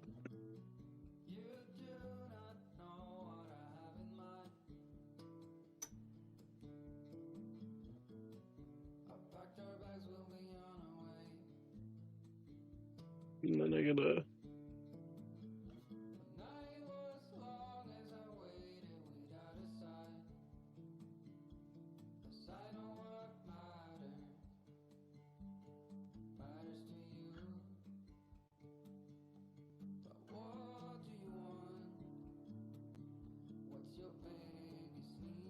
Yep.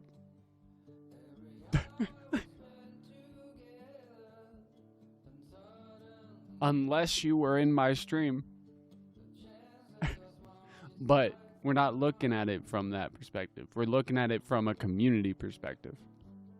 And as far as the community perspective goes, there was not an event posted until last week.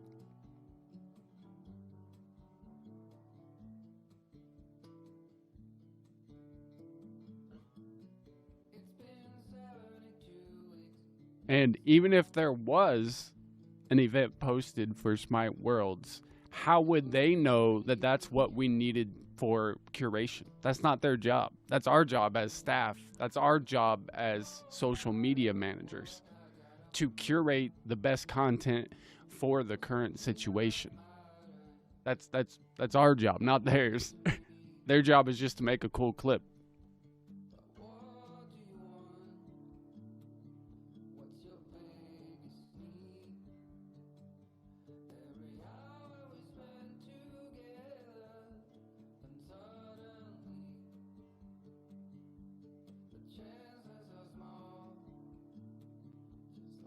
Because from their perspective, there's 6 other events in the event right now. How would they know that we would use the Smite Worlds one?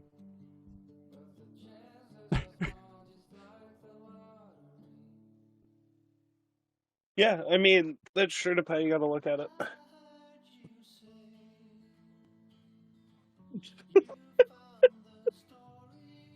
Yo, Shakes, I guess you're just wrong.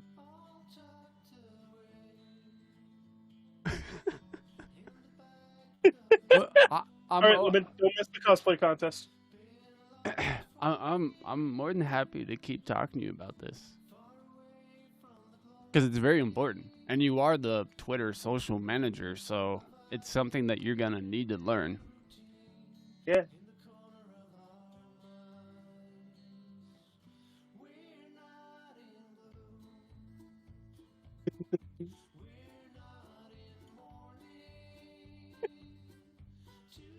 Shakes, I don't think you're winning this one. I ain't trying to win, dude. This ain't a competition, Jay. True. This is a challenge. Just like the cosplay contest. It's not a competition. It's a challenge. To submit and make a really awesome cosplay. Yeah. At least I don't think there's a prize for winning. I think it's just a, yeah, good job. Yeah. I'm sure. I'm sure somebody gets a pat on the back for the most. You know, if there's a prize, I don't remember there being one last year. I think it was just kind of like a shout out for all the really cool work that they did. Yeah, exactly, and that's basically what we're doing. Because it's just a contest, like.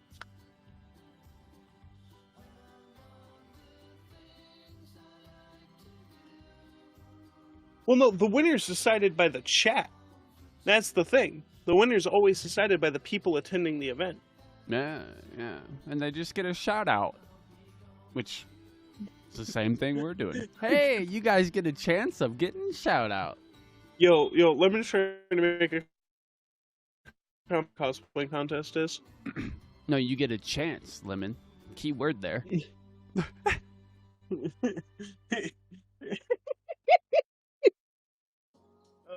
Gonna murder us both in our sleep. You get a chance. It doesn't say the best clip. It doesn't say the winner of the challenge. It says you get a chance of getting your clip on our social media networks. You in the urethra. That makes that a challenge, and I accept that. You can try, Lemon.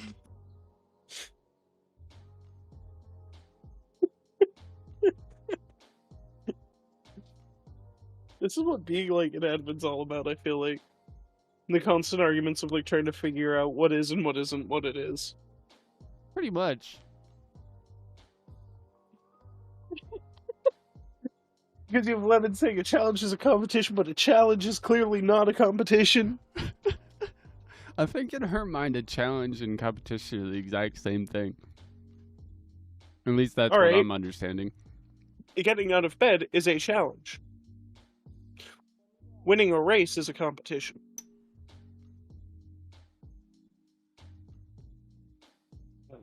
Yeah. Yeah. Submitting 4 clips in a month is a challenge. Yeah. Yeah. Winning a best clip award is a competition. Right. Such as the Golden Bolts Awards that actually, fun fact, has a best clip of the year.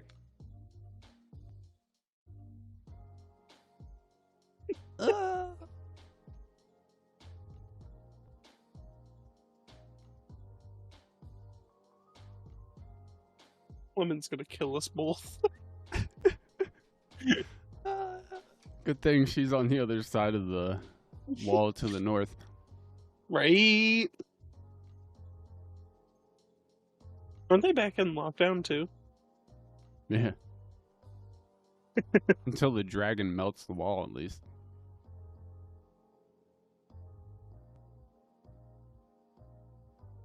Well, just don't have a birthday, Lemon.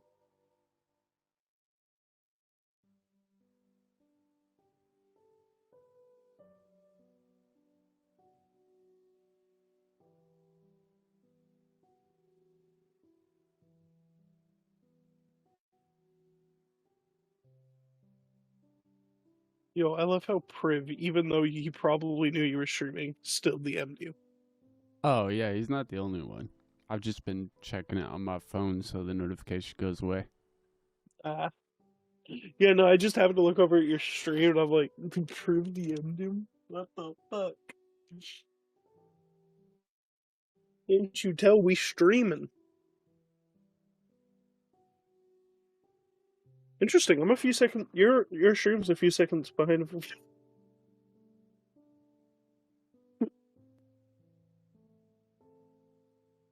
Lemon, don't you dare!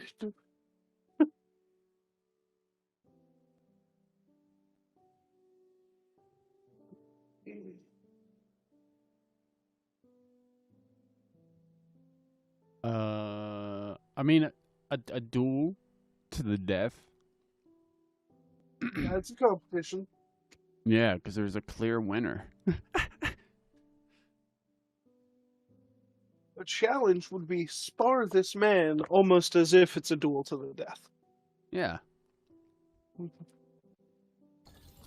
Oh, it's time!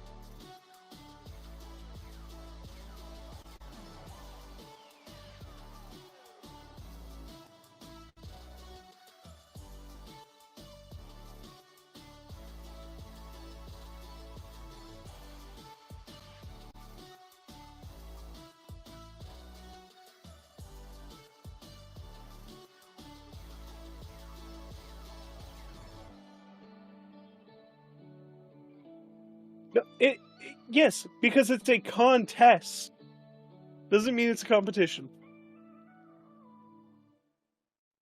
Hello and welcome everyone to one of my favorite parts of every year. We get to go to the cosplay contest now. Of course, you already saw just now in that intro video a ton of the fantastic costumes we've seen in the past, whether it was, a very, very great Sobek. There was a Geb one year that looked phenomenal, and they just keep getting better. That's the thing that really blows my mind. We had phenomenal costumes the first year. I remember being a fan at the event and seeing all of that, and then every single year afterward, it seems like everyone just decided that they needed to one-up the year before. And since then, it's been nothing but insane costumes. Luckily for me, I don't have to do this alone, though. I will have, as I did last year and the years before. So, let me ask you this, Lemon. How is the clip challenge any different than the art challenge? I do, so that'll make things a lot easier. Cupcake, how have you been? It does. I've been great. I'm really excited for for the new year, for we HRS don't have your audio this year. just yet, so I'll come back to you in a second. We'll see, Romanova. Maybe we have you online. Oh, okay. I can't hear you. That's all me. Never mind. So, Cupcake, sorry I interrupted. Oh, you're good. I was just saying I'm excited for the new year, excited for HRS, and excited for the cosplay contest once again. But thanks for having me. Yeah, no, again, I'm always excited to have you both here just because of what you've been able to do in the past. Romanova, how have you been? I love the hat. Thank you. Well, there should be. I'm always repping my best girl Tyra, so I had to do a little and it's called it's called incentive because the prize doesn't go to the first place person. It goes to a random person. In the month of December. So it's an incentive. Really, just I think some of the inspiration might have came from judging some of these. Oh my God, Bummy! It is random, yeah.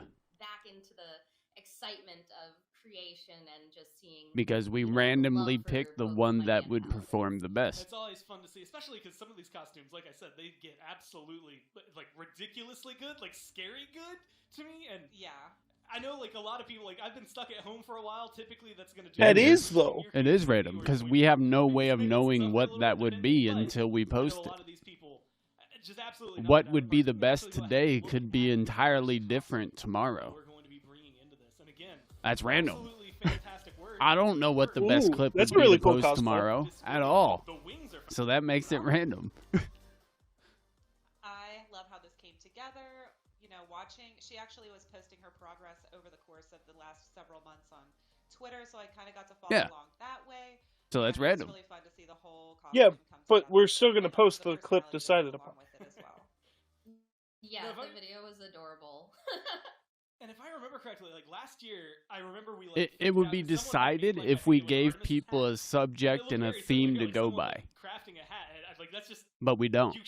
We just tell that. people to submit clips. Right, and hats are a crazy thing to try to create because you also have to think about as it sits on your head, are you going to be able to move around, look around without it falling over or just not making it look realistic? She did an amazing job of bringing it together.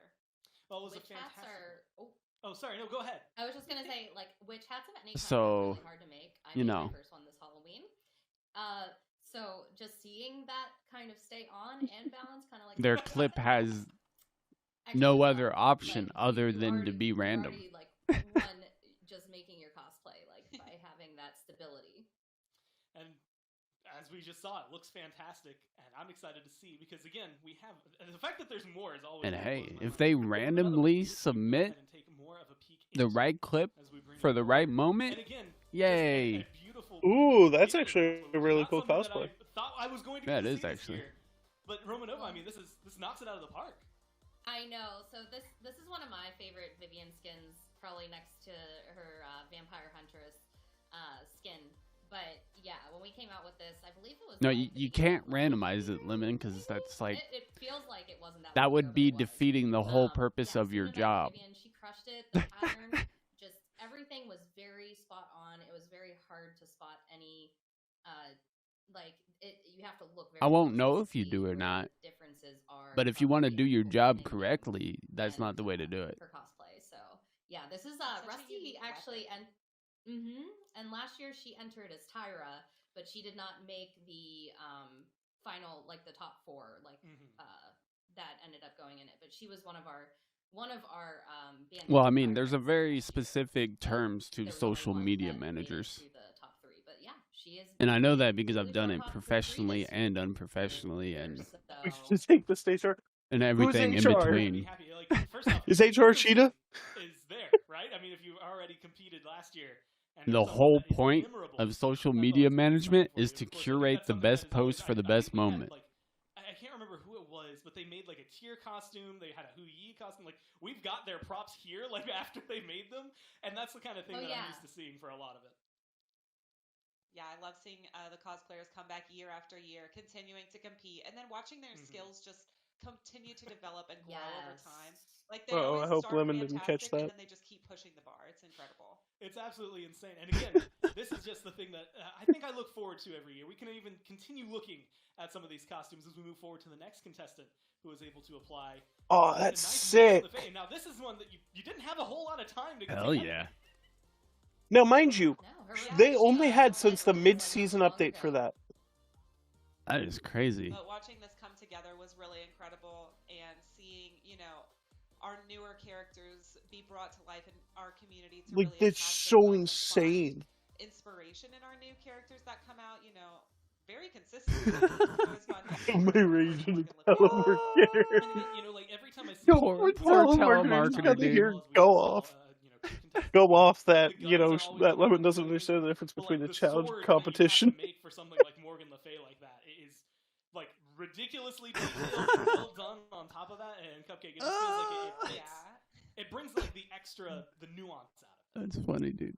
It really does. I think cosplay is all about, embodying that character, but that doesn't just stop at the costumes. It really goes down to the weapons, how they wield those weapons, the personality that goes into it. So when all those things come together, it is purely magical. I love it.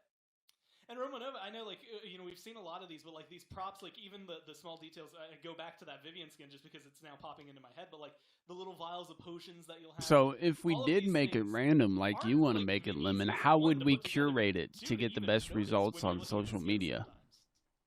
No, and also, too, I just want to say for, judging and everything, from a crafter perspective... Which, again, is the entire incentive for entering the challenge to begin with. Because of, depending on what level you entered as well. Like these ones that we're seeing right now, they're journeymen, so they're not going to be quite the level of masters yet because they don't have those years of experience. But you still see their the Morgan Le Fay. I believe this is her first time entering, or this is my first time seeing her. But then the Vivian that we that's not how social media works. This year, unfortunately, for the Bandit Tyra they did last year, but they. Again, did not make the top. Yeah, but then again, everybody who enters is going to think that their clip is good enough. It's so great. Well, everybody's clip is good enough. And the sword, but also for the Morgan Le Fay, since that was who we just saw, the sword was, I think, my favorite part of that cosplay.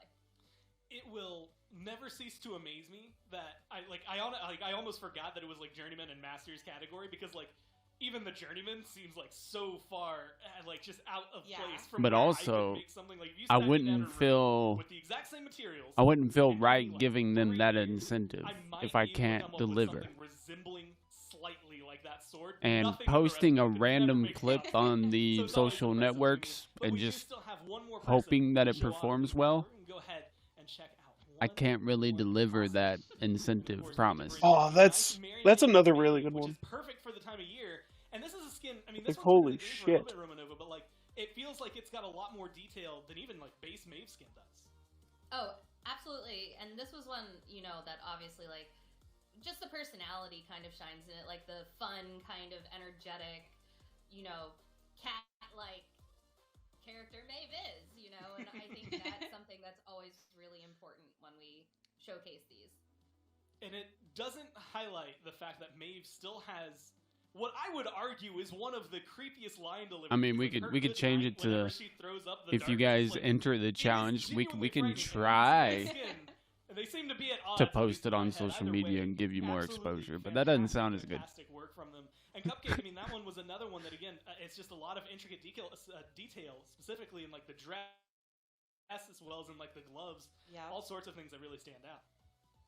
I remember when we were interviewing cosplayers, if the social media gods shine on us on this day, and kind of keep we can deliver this incentive. Flat and laying down. And so just the idea that she thought of okay, I want it to look a certain way. I want it to sit a certain way. What can I do to make that happen? And I mean, she executed perfectly. It looks phenomenal. And I think that Journeyman just means that you've had less time cosplaying, but the skill level is still there. Our cosplayers are fantastic. Yeah. Especially, I mean, as you just highlight, you're making the model for in-game, right? You can give a certain piece of fabric a rigidity or lack thereof that it wouldn't normally have because it's a game. It's kind of like magic to make it work that way. Doing that in real life is absolutely ridiculous to be able to then enable that. Yeah, so that's phenomenal work. But we can look now to see who the winners were. Of course, your first, second, your third, and all things like that. And it is the Merrymaker Maeve that stands out on top. Of course, Pumpkin Spice Discordia there in third place, and second was that Vivian skin. So from what you had mentioned before, going from not quite making it into the top three now to being second place, as you've seen from year to year, but then also being able to stand out front with beautiful detail in that Merrymaker Maeve dress and just costume from top to bottom. In fact, we even got to hear from Erica, and we can go ahead and listen to that now. I always love this. There we go.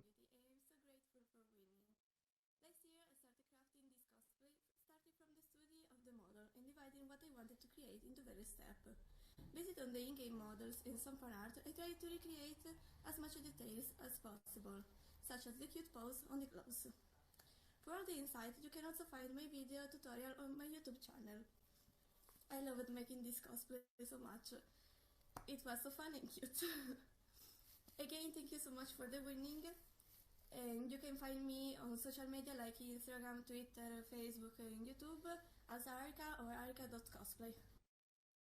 I mean, that's fantastic. I think, first off, absolutely not just her, but follow all of them on any social media that you can find them on, because it is phenomenal work to see. But I'm mostly intrigued because she had mentioned that there was a video of like a how-to of how that was made. So I think I know what I'm going to do when I get some downtime a little bit later. But, I mean, you were saying this, and Romanova, you can maybe speak to it as well, but like, that level of detail getting put in, despite so Lemon, if you did want to do it random, what's the incentive that we give them? It's just like, okay, you haven't had as much experience under your belt, you're already doing things like that. That's already impressive. Yeah, and I think that it also comes. Oh, sorry, go ahead. Go for it. Okay, I was just gonna say the years of experience show, but this one was, I think, a harder decision standout wise than our masters wise, because the Vivian was. It was so hard for us to really choose between those two. It came down to just little tiny things and just certain details, like such as like the Maeve's tail. Like it wasn't just a tail attached. Like it had shape. It had like it bounced as she moved. It had that movement. And there, each cosplayer also had additional time to. What do you think, Jay? Additional pictures and what do I think? What that were chosen if we did it random, what incentive could we give them? Those two were really hard to magic. Both, like, spot we could give them a magic incentive. But yeah, but that's all I got. Honestly, that wouldn't be enough to motivate me to do it. How are we gonna do this? No, I genuinely don't know. Over like the details, like it's like, well, we have to look at X, Y, and Z. It was like, yeah, but think about ABC. Like, hold on. Yeah, well, we think those are all phenomenal. Again, congratulations over there. What a beautiful Merrymaker Maeve cosplay. But now we can get into, I think, even higher breakdown. We get to move to the Masters for the cosplayers this year. And again, this is all going to be years of separation, so how long they've been working on it, and of course what we can expect out of them. We can go ahead and take a peek-see at the first one that we have available for you. And already it should blow your mind. That's fucking insane!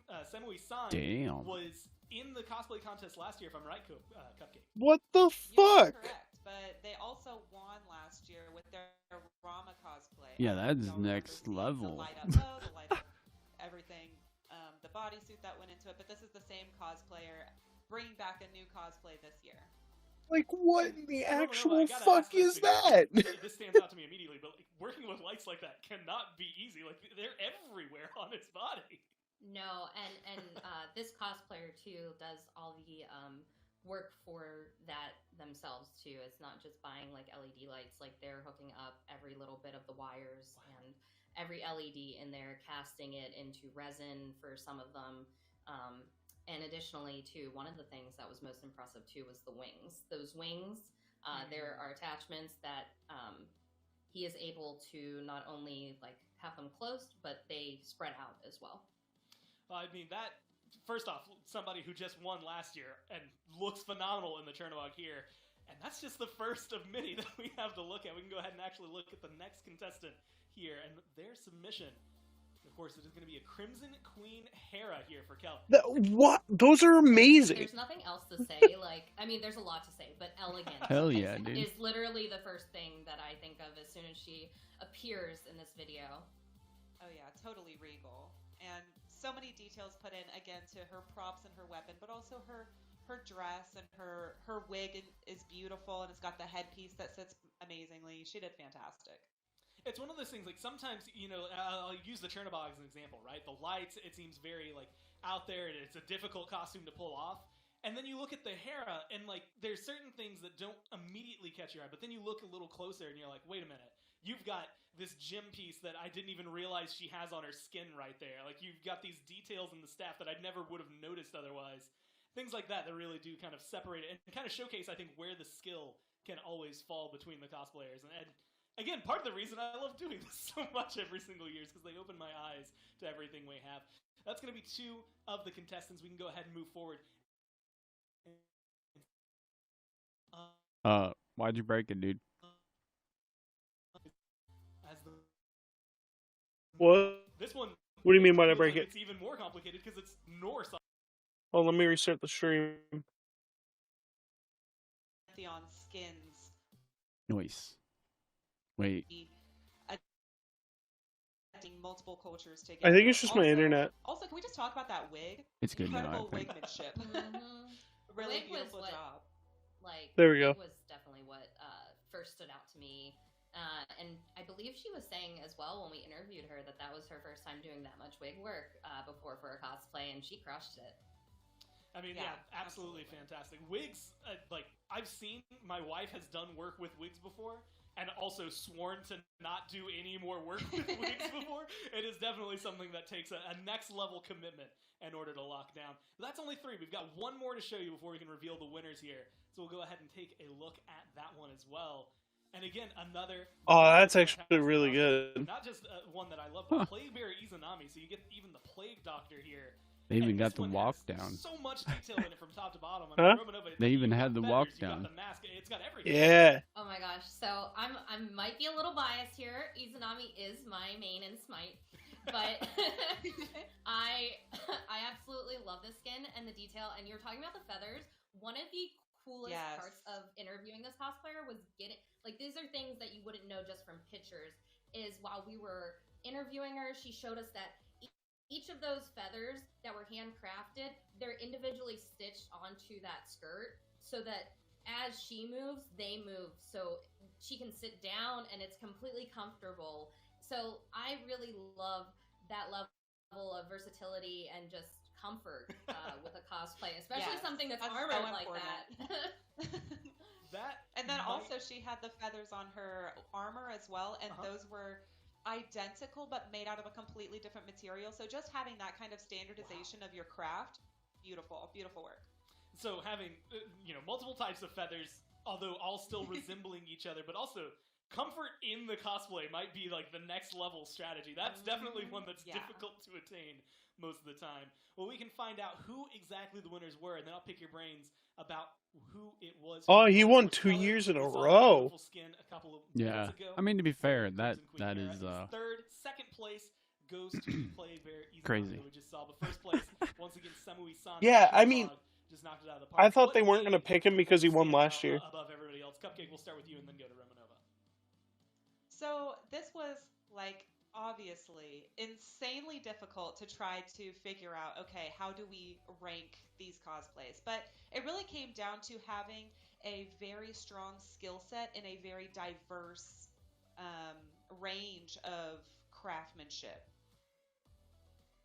So when you talk about the bodysuit that was made, there's 2 bodysuits that are custom created to give that peeled flesh look.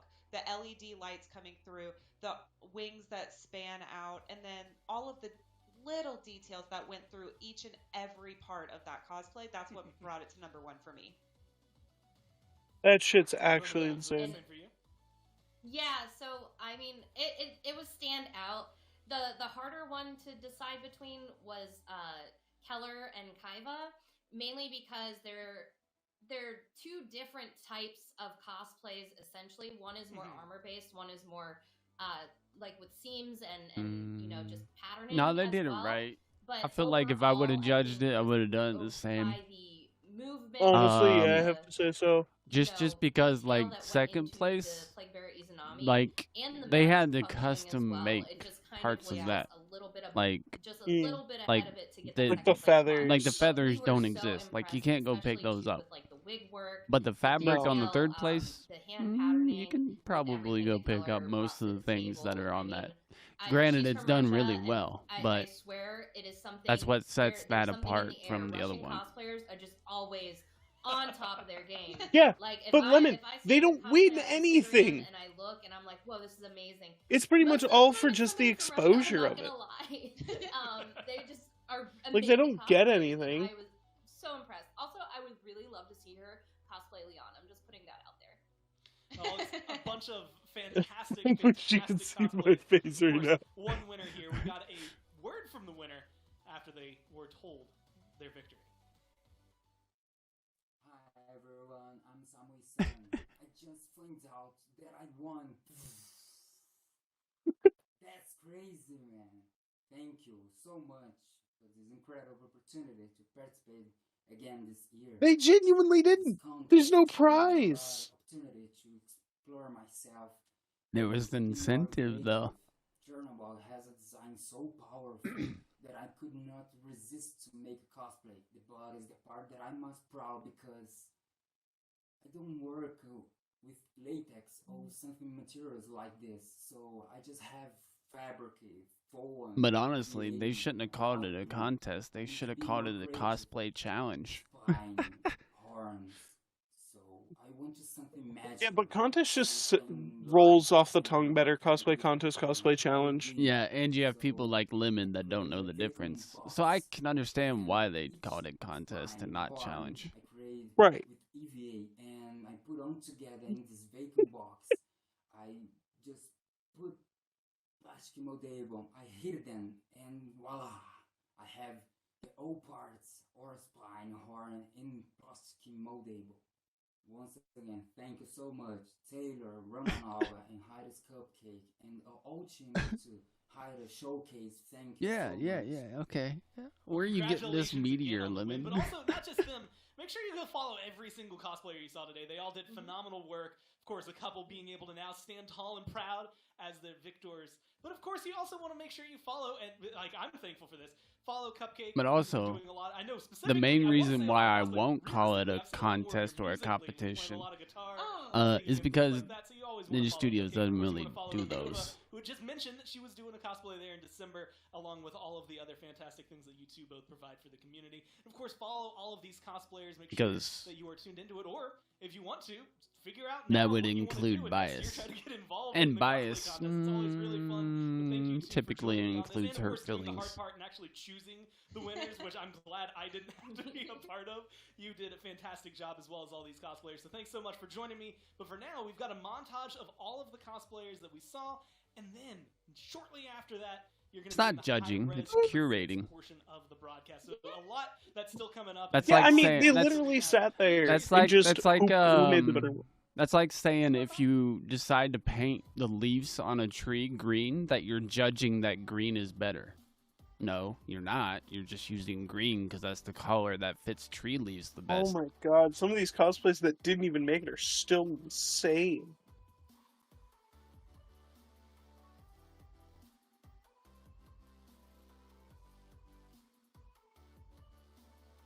Like, look at that shit!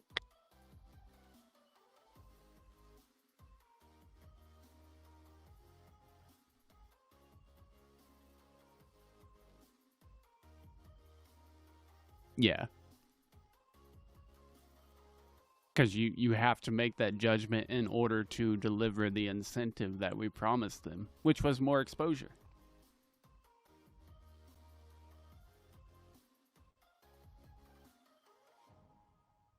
Not because it's the best clip. This is all, yeah, well.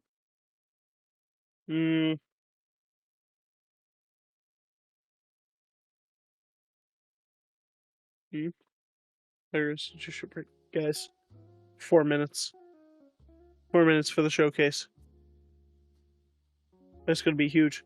Quick, Shicks! What do you think the first god coming to Smite in Season 9 is? Go! Well, because you're using the wrong word. You're trying to use a different word so you can skew the argument in your direction. But it means the same thing that I've been saying this whole time. Lemon, next god coming to Smite, go! Part of curating is judging which would be the best for your post. That's part of curating. You have to judge and be like, okay, this would perform the best, so I'm gonna use that. That's just part of it.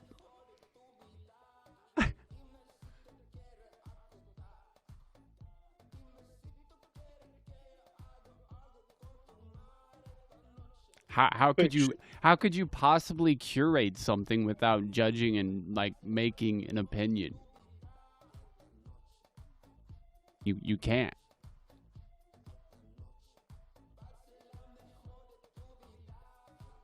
But being the best for a curated post doesn't make it the best clip at all.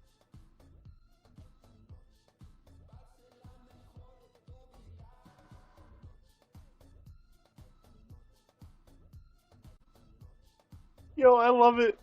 You guys have been agreeing this whole time by saying it differently. Probably. And throwing each other off.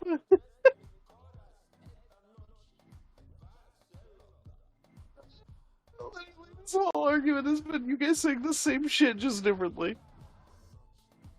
Well, yeah, because she's been saying it's a competition, and it's not.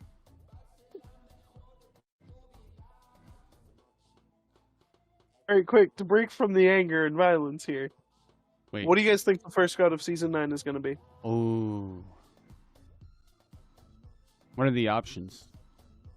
I believe from data mining, we know it's going to be Hindu, but we don't know which. Ooh, Hindu, huh? I'm saying Shiva. Shiva makes sense. That's probably the most commonly known one. Yeah, I'm saying Shiva. Ganesh is already in the game, Lemon, but thanks for playing. Solid attempt. And yes, you did call it a competition, Lemon. So I definitely think my vote's for Shiva. No. What?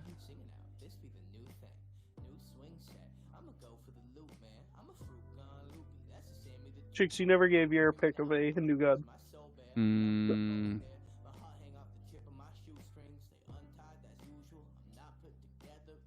Let me Google some Hindu gods. Alright. No, mind you, Kali's in the game, Bakasura's in the game, Ganesh is in the game,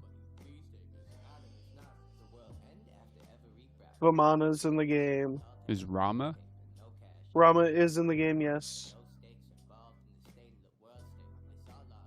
What about Yama? There is no Yama, no. Not in the game, at least. What about Surya? No. That one. Yes. Surya would be the most interesting. You think Surya's coming next? I don't think necessarily. I think the most likely is Shiva. But 100%. But I think it would be the most interesting to see Surya. Dear. Check. New announcements? Check. A slate of eclectic developers to humanize the games we make? Check. Love it. Alright, everyone. Let's make this. Is that Myth? It's not judging, Lemon. That's where you're messing up. You're looking at it as judging. You're curating. Judgment would mean that you have a biased opinion. When you're curating, it's unbiased. You're just making the right decision for the right moment. Brand here at Hi-Rez Studios. And I'm so excited to share with you, along with some of my fellow coworkers. Our test audiences say that coworkers feels too impersonal. Let's say friends.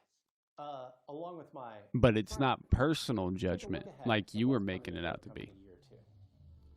Today, we'll take a first look at the new rogues, maps, and features coming both in our next update as well as later in 2022. But first, you're judging the situation, not the person. Glimpse at the final rogue of Rogue Company Year 1. That'll make sense in just a second. Just stay with it. Can we do one of those fancy world premiere lines? Make it bassy and velvety. Ooh, like I wanted to tuck me into bed. Hit with it. World premiere. There are greater things at stake than glory or... I've never actually played Rogue Company. I played it once or twice. Was it good? Yeah, I don't play it anymore. Yeah, but then again, you don't really play shooters either. Yeah, I mean, really the only one. I play one at a time. Right now, it's Halo.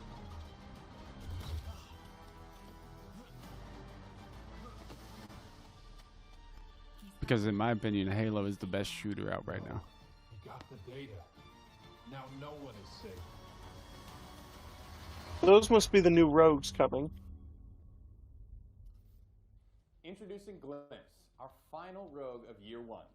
Supporting a play style that's Wait, why don't you like judging, Lemon? 10 years of genetic engineering with one goal. Do you not like making decisions? Perfect weapon. Now she devotes her life to stopping those that make her. With camouflage. Wait, you don't like making decisions? To locate nearby enemies, Glimpse is built for stealth and to get the drop on her opponents. Okay, let's add a Yo, Jay, do you like making decisions? Not particularly. Let's take Huh. a glimpse. Maybe I'm the weird one. I mean, I like making decisions, but like I don't like making hard decisions, you know? Also be introducing in our season 4 Glimpse update and continuing throughout year 2. Moving ahead in 2022, we're doubling down on Decisions is how actions begin. Throughout 2021, Well, that too, yeah. Introducing new content into the game. I can't believe Pretty Hair cut his hair, man. Limited time modes. So every time I make a decision, I know that action is going to follow. So, with that perspective, I love making decisions. That's why 2022 is about slowing things Because it down, means I'll get more done. and focusing on quality of life improvements and new play experiences. This is a multi-month concentrated effort to add new quality of life features. Features like larger maps, new perks, and gadgets. And also, the better decisions I make and the better judgments I make, the better my actions become. Fixing bugs and glitches. You've seen the first steps of this in our Umbra update, with the introduction So it's of like all new win, win, win, win, win. better quality games and the release of the Battlezone game mode. 2 of the biggest requests from our community. Ooh, Rogue Company's getting a battle royale. New game type introduced in the Umbra update is emblematic of the type of big gameplay mix-ups we want to introduce with Project Saint. In addition to further work on Battlezone, our goal with Project Saint is to iterate our core game modes, not to mention working on all new game modes. A slug or a panda? Yo, you know slugs and pandas make decisions quite a bit, right? Pandas definitely make decisions. Yeah, dude. As part of Project Saint will be human backfill, and it works just as the community's requested. If a teammate leaves, a new player will take their spot. The only bodies you'll need to fill A zoo panda isn't really a panda, though. Bailout. That got dark. We have more features planned for Project Saint on our dev calendar, including a rework of how interactions work. No more repairing when you want to revive or ziplining when you want to defuse the bomb.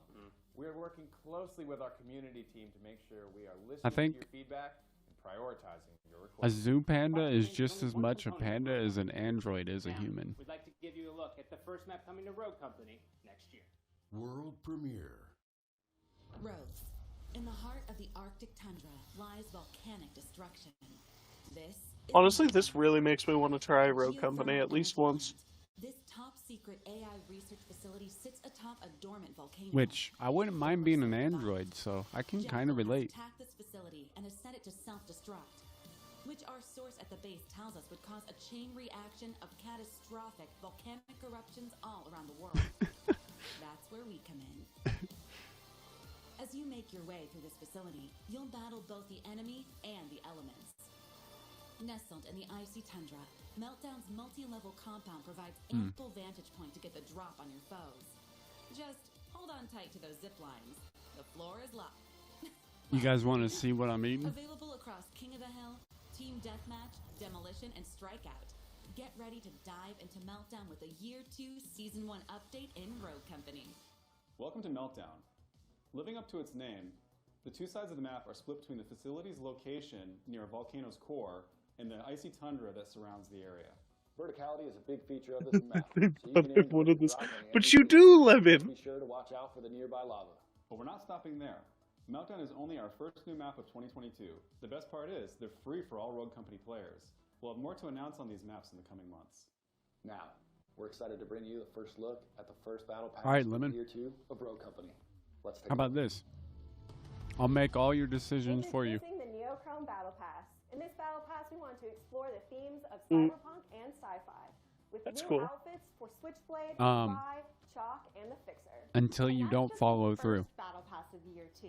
As our programmers are focusing on improving the game with Project Saint, our artists are dedicated to creating even more great content throughout the year, alongside our normal balance and quality. The moment that you don't follow through with one of the decisions that I made for you is when I stop making your decisions. More than okay.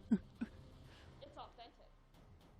Now that you've had a look ahead into Season 4, we want to give you a little glimpse into Year 2 of Rogue Company. But We can't do it alone. Like the Rogues of Rogue Company, the First Watch team is all over the world. So let's get some help from our coworkers. All right. Friends from around the Go globe. look on Twitter and see what games are trending.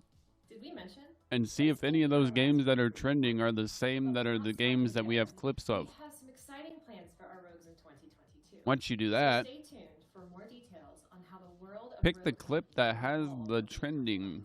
Oh, hey, and one other thing.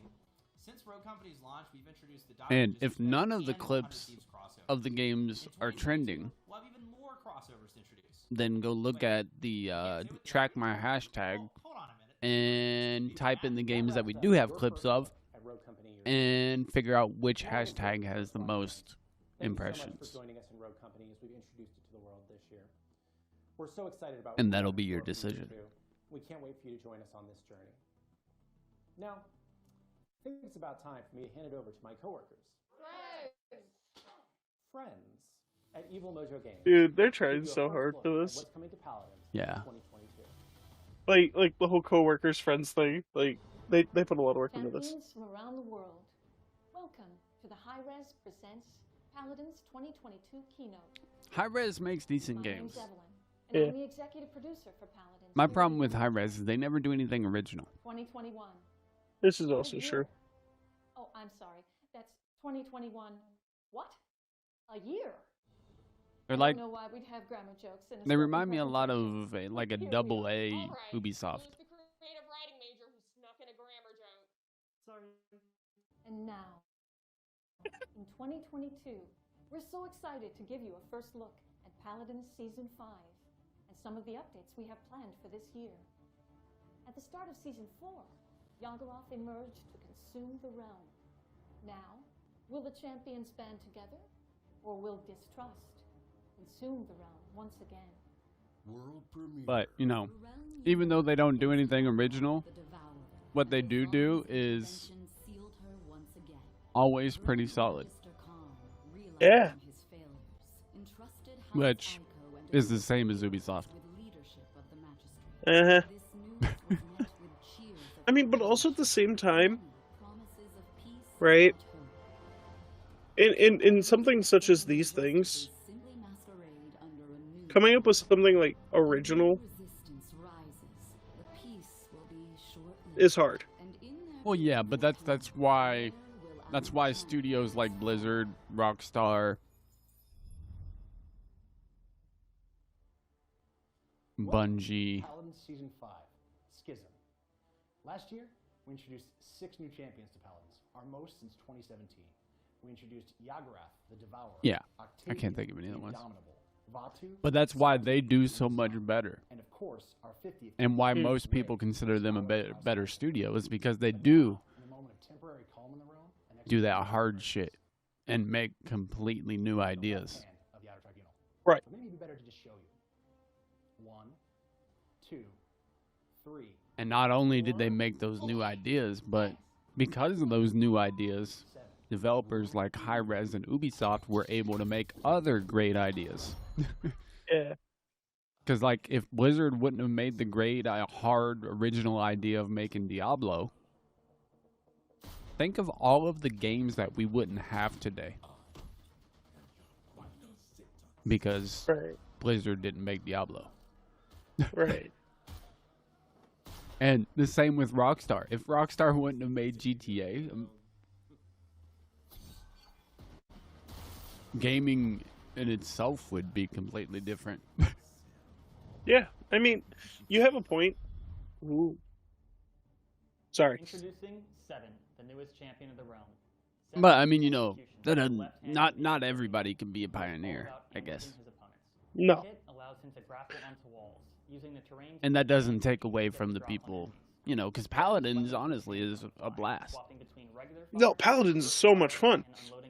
But it's not original in the slightest. It's not original in the slightest, but they have different and unique character concepts. Mm-hmm. That will launch alongside his release. 7 skins, 7 skins, 7 skins. Got it.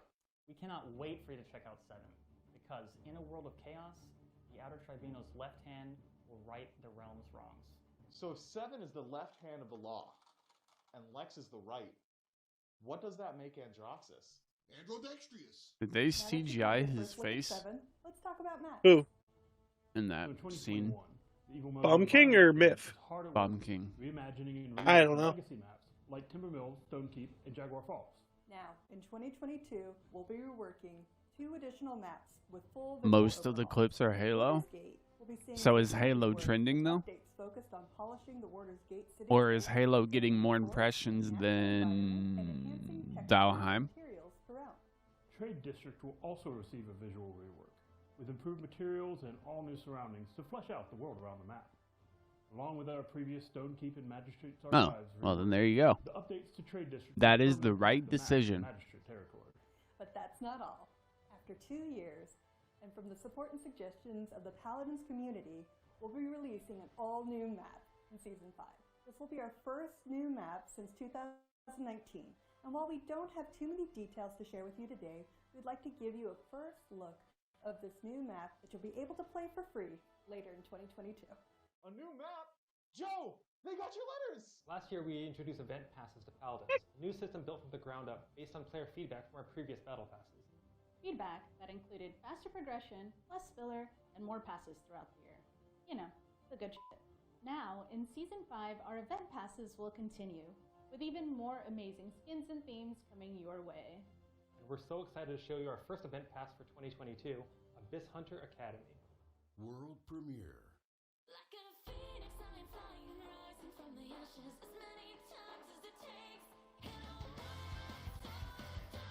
Oh, there's also a Tales of Arise clip.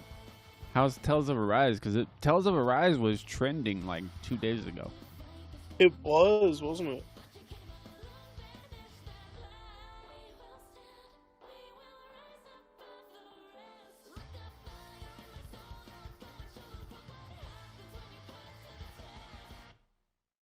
I gotta play Paladins again. Introducing the Abyss Hunter Academy Event Pass, our first event pass of 2022. Whether they're You haven't made us this. passes Yeah, or you did. destroying Well, demons, you ready-made let already the teach the their stats foes make a the lesson. decision for That's you. not all.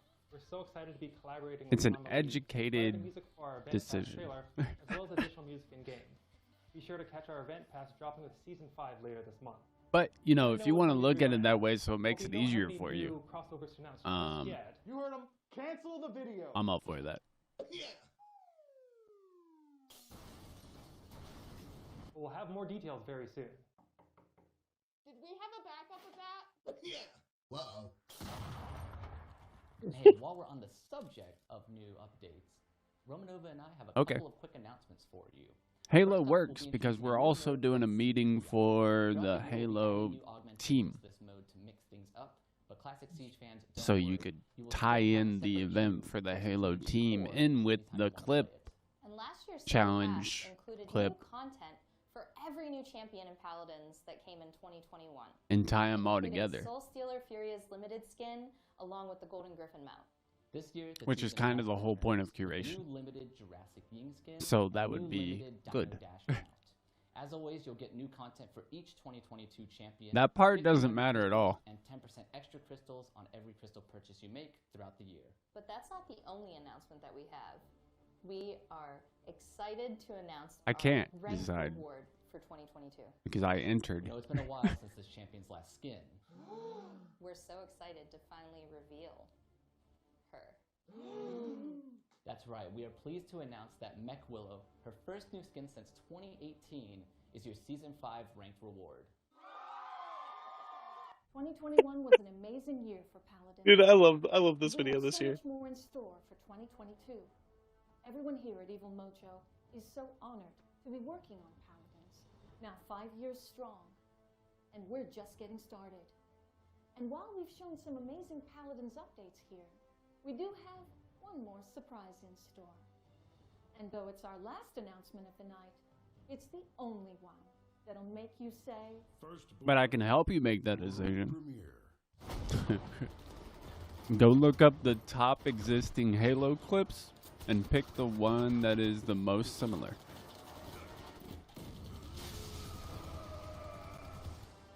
Is that Or die for something. Is that Rambo? I think it is. Did Victor get a Rambo skin? You know what? I'd play Rambo. That's right. Rambo. 100%. Rambo. From Rambo is coming to Paladins. Best of all, this new crossover That was like skin for Victor her will be fifth available take. free for all Oh, Prime 100%. members when it launches in February 2022. Thanks to everyone. I'm mad that I know that just off of her facial Hi-Rez expressions. presents Paladins 2022. Yeah, no, that had to have been like her fifth take. Now we'll throw it over to our friends at Titanforge with a look ahead at Smite. All right, Season this is it. This is it, everyone. Action heroes. Isaiah isn't gonna pop out and kill a bunch of people, is he? Nah, he's presenting later. Plus, some of the same jokes get told. It started. Gods and goddesses from all around the world, welcome to the Smite Hi-Rez Presents 2022 keynote presentation. My name is Travis Brown. I am the executive producer for Smite at Titanforge Games. You know, normally this is the part of the keynote where I recap all of the amazing things we did in 2021. Things like our evolving Conquest map with 4 updates throughout the year, our amazing crossovers with Monster Cat, Stranger Things, and Transformers, our 6 god releases including Tiamat, Morgan Le Fay, Plina, Charybdis, and 2 of our most requested gods, Gilgamesh and Yo. Atlas. And while I'm glad that I waited to eat one of this. my favorite years in Smite's history, 2022 is going to blow you away. And what It kind of tastes person even will I better be now. to make you wait any longer to see what's coming in season 9? What is it? Oh, well, here we go. So let's get right into it. The first god of 2022 Oh. is one of the most requested Oh. gods in Smite's history. And we couldn't think of a better god to introduce alongside Smite Season 9. Let's take a look at this cinematic trailer. Oh. Premiere. Our Oh. journey has been arduous. Is it Shiva? Tiamat's reign has divided us, but no longer. Okay, there's Ganesh. Lady Bellona, have some faith, Merlin. Oh. Our gods, what if we're not ready? Then we'll fall united. Is it Shiva? They teased me. Be on your guard. Interesting. So Charybdis is supposed to be a villain.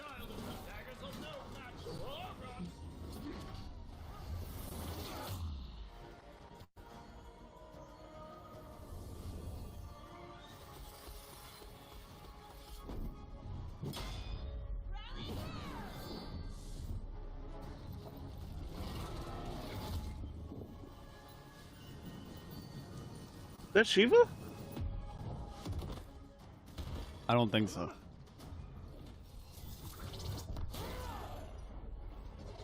This is not the end. For there is no end. Death, That's definitely Shiva. destruction, creation, It has to be. threads of the same fabric. Mm-mm. No matter who you It looks like Shala to me. where you call home, It could be Shiva. we are all connected in this life.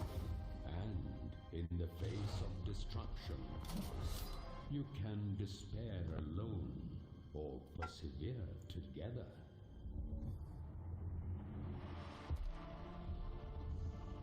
This is not a world built in your image. No. It is a better one. It is Shiva. Huh. What the fuck? I didn't know Shiva had 4 arms. The Dharmic era? Ooh, fun. Introducing Shiva, the Destroyer, the newest god coming to Smite. And There it is! This might come as a surprise to a lot of our diehard fans.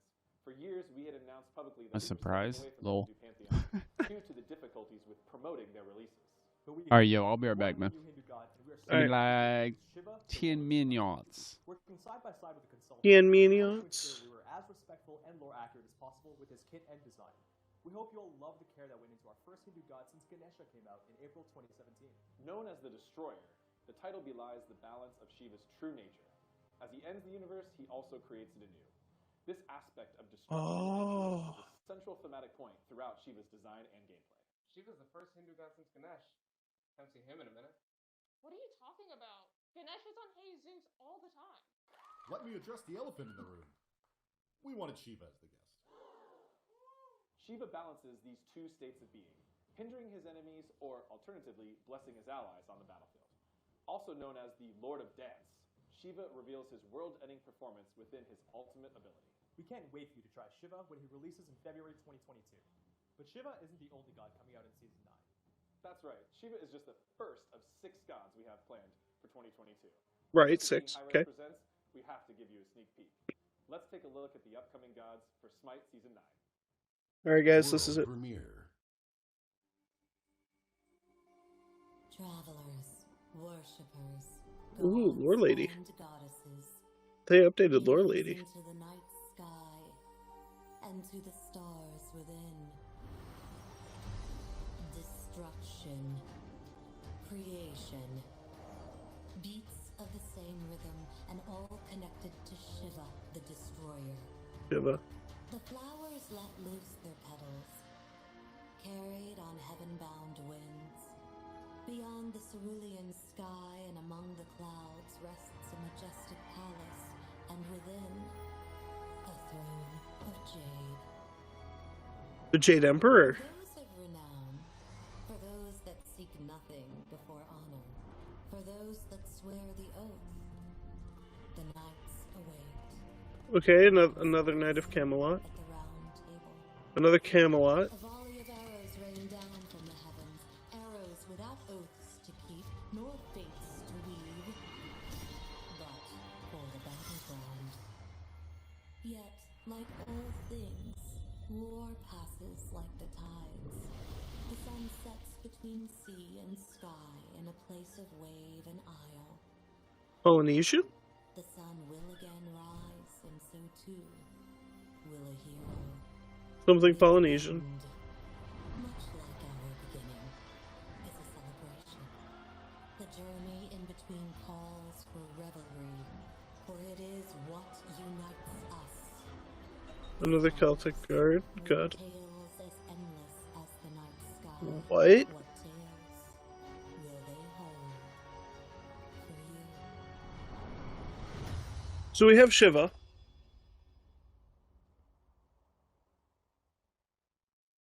We have another Arthurian god. We hope you enjoyed Swimming. your first look over Season 9's new Oh, is that Lermy Wormy? Now, let's talk about maps Yeah, it and is. game modes.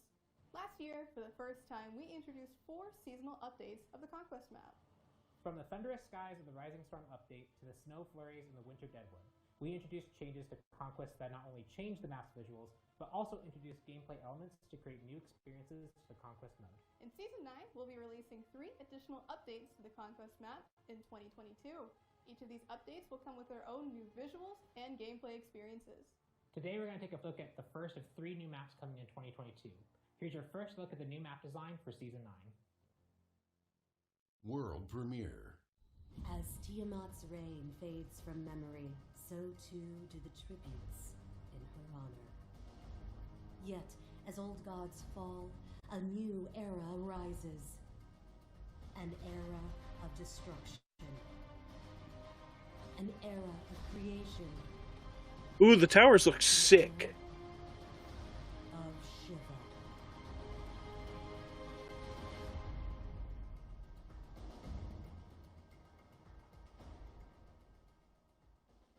Right? Introducing Season 9 Conquest, the Dharmic Era. As Shiva seeks balance on the battleground, his influence has wide-reaching effects on the Conquest map. On the Order side, his presence has changed the environment to evoke elements of the Hindu pantheon. On the Chaos side, Tiamat's castle is now overgrown as her rule subsides. The biggest feature of Season 9 Conquest is the brand new obelisk objective. Oh, that's an Obelisk is obelisk. to bank away offerings found during a match or at new marked camps. When a team completely fills the obelisk with offerings, both teams will receive XP and gold based on their offerings. The team that completely fills their obelisk will receive a powerful reward, Indra's Scepter. The Scepter has 2 awesome modes. When enemies are nearby, it will attack up to 5 enemies simultaneously. If no enemies are nearby, the Scepter will heal all nearby allies and structures. We're also introducing a new NPC, the Naga. Taking down this NPC will drop a bounty of tokens that you can use to fill your obelisk. This is just the first of 3 Conquest updates on the works for Season 9, and we'll have even more on Conquest during the What? later today at Hi-Rez Showcase. But it's not the only mode we want to talk about today. Now, let's check out an announcement for a returning feature coming to Smite. In 2017, we introduced a couple of new game modes called Smite Cart? Adventures. These modes included game modes you wouldn't expect in Smite. Smite Cart! Anime-inspired horde modes, PvE dungeon crawlers, and Smite cars. Now, 5 years later, Smite Adventures cars, are what? returning. And while you won't be So, seeing there was a- cards or dungeons, the 2 adventures we're releasing this year will be brand new experiences. So they're bringing adventures back. Okay. Is that like Mario Kart? Yeah, it was Smite Cart, but they're not bringing it back. I don't think they're doing 2 new adventures. Ah, But adventures are coming back. that's pretty Whether cool it be though. horde battles or dungeons or Huh. Shiva, Conquest, Season 9 Gods, Adventures. This is just a taste of what we have in store for Season 9. And while not every Give me member of more. the board could be at the studio today, we still have Give a me few all of it. announcements that the team can't wait to show you. Oh. Nailed it. Yo, I fucking nailed that shit. Cut to the people at home for a fast-paced announcement supercut. Cue the montage. This year, we're introducing a new component to our item system that we are calling glyphs. 5 What's a glyph? chosen items will now have a glyph slot available, which will allow you to add additional passive effects to the items in your build. Oh. Like Calamitous Rod of Tahuti's glyph, which calls down a meteor when you successfully Oh. hit an enemy god. Dude. We're also giving the That's relics cool. a major overhaul, with all relics getting 2 new Tier 3 upgrades. One Bruh. which is more in line with Bruh, the what? relic's identity, and Bruh. another one that adds something fresh. Bro, what the fuck? Released some of our biggest battle passes yet. And in Season 9, we're starting the year out with our all-new skins for Daji, Nike, Poseidon, and Thanatos. Ooh. We'll have more info on this battle pass during our Season 9 update show later today during Hi-Rez Showcase. And hey, we can't forget about this year's ranked reward, introducing your Season 9 ranked reward, Grave Golem Geb. What the fuck? Quality of life improvements planned for the year, including updates to our custom match options. We'll be introducing QOL features throughout the year, so watch the official Smite blog on SmiteGame.com for more updates. And finally, this year saw some of Smite's biggest crossovers so far, and we'll have more amazing ones in 2022. We don't have anything ready to announce just yet, but instead, please accept Odin as a hot dog. I assure you, this is real. Well, well, well. Look who's back. With a vengeance. Isaiah? Where have you been? I had a B plot that was cut for time. Classic. You're up next, dude. Get on stage. Time to go hard or... Die hard.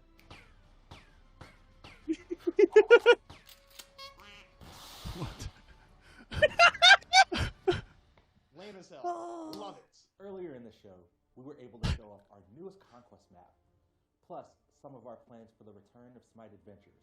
Dude. We still have one final game mode we wanted to show you today. Slash. In last year's Hi-Rez Slash. keynote, we showed off early concept art of a new game mode that the Slash. team has been cooking up. Now, we're excited to show you all what we've been working on. Slash. World premiere. Slash. Slash. Slash. This Lemon. looks sick. Lemon slash. Dude, this looks fucking sick. Hell yeah. Is that a Apophis? No, that's Apophis. Oh shit, there's the Clash map. There's semblances of it.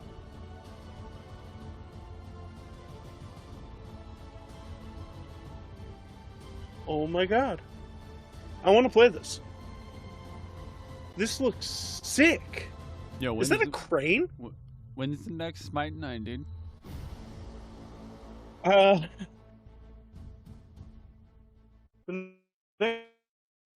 Great question.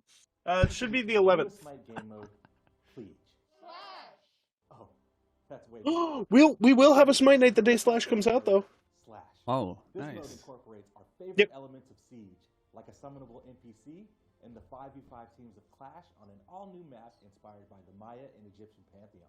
This map is designed to allow for more team fights with more meaningful objectives and lanes spread across the map.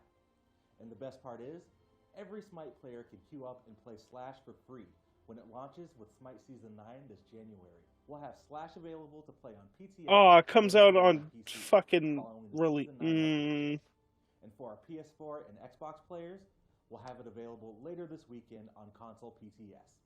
Fingers crossed. Clash and Siege shipping together? My Slash fiction has become a Slash reality. And that wraps up our Smite announcements. Shut up, Avi. Presents 2022 keynote presentation. Slash. Sincerely, thank you to our fans around the world for joining us. Today, Slash looks so sick. That does look cool. Not gonna lie, dude. Actually, they're gonna be doing a show match later today on it. Ooh. And that's you're gonna be streaming that here and then now watching, right? Yeah. Cool. It comes out like 5 something. The first chance to play our new game. Starting today, you can sign up to be a part of our upcoming closed alpha. Well, chat. We didn't get any tells in today. Because I was entertained. Dude, I'm so hyped for Season 9, bro. Thank you so much to everyone for tuning in today. We couldn't do any of this without you. Yes, you being along for the ride. That's a wrap for Hi-Rez Presents 2022.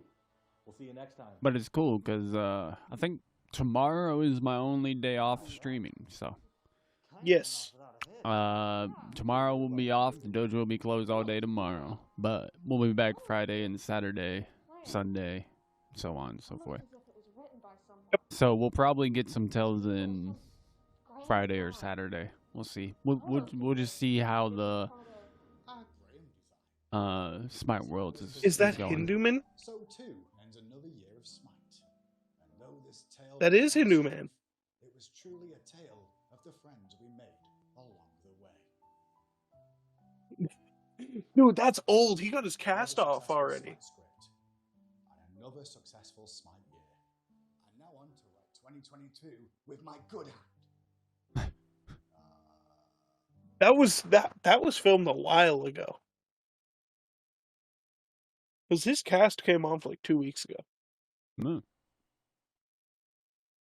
So they must 545 slash map. They must have shot all this before Christmas break. They had to have. So the Smite Season 9 update show is coming up here. It's going to go over all the cool item changes, the relic changes, Shiva, the whole shebang.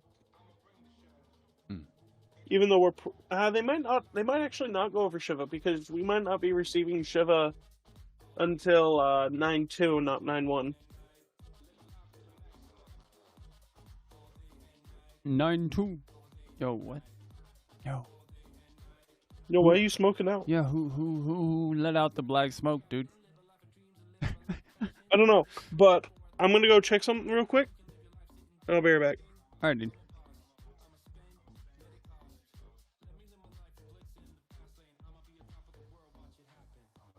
Wow, Lemon. How dare you let out the black smoke like that? It brought back flashbacks of the smoke creature in Lost and made me really nervous.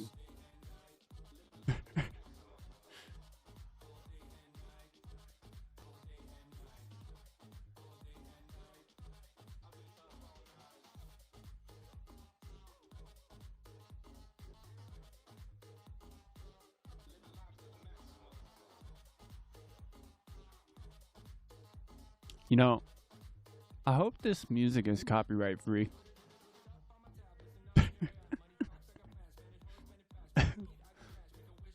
I'm assuming it is, or they wouldn't be using it, right?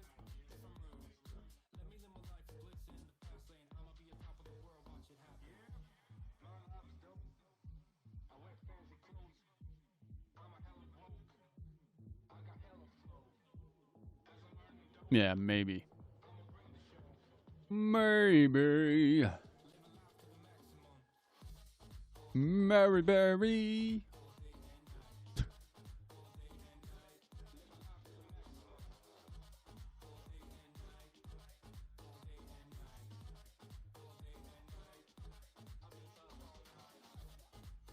Yo, you gonna jump in the now watching channel in the Discord, Lennon?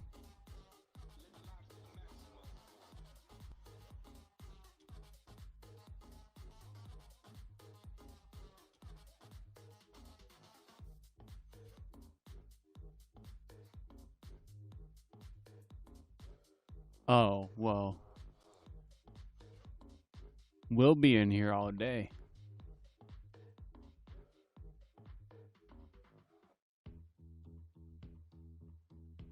These are all-day events.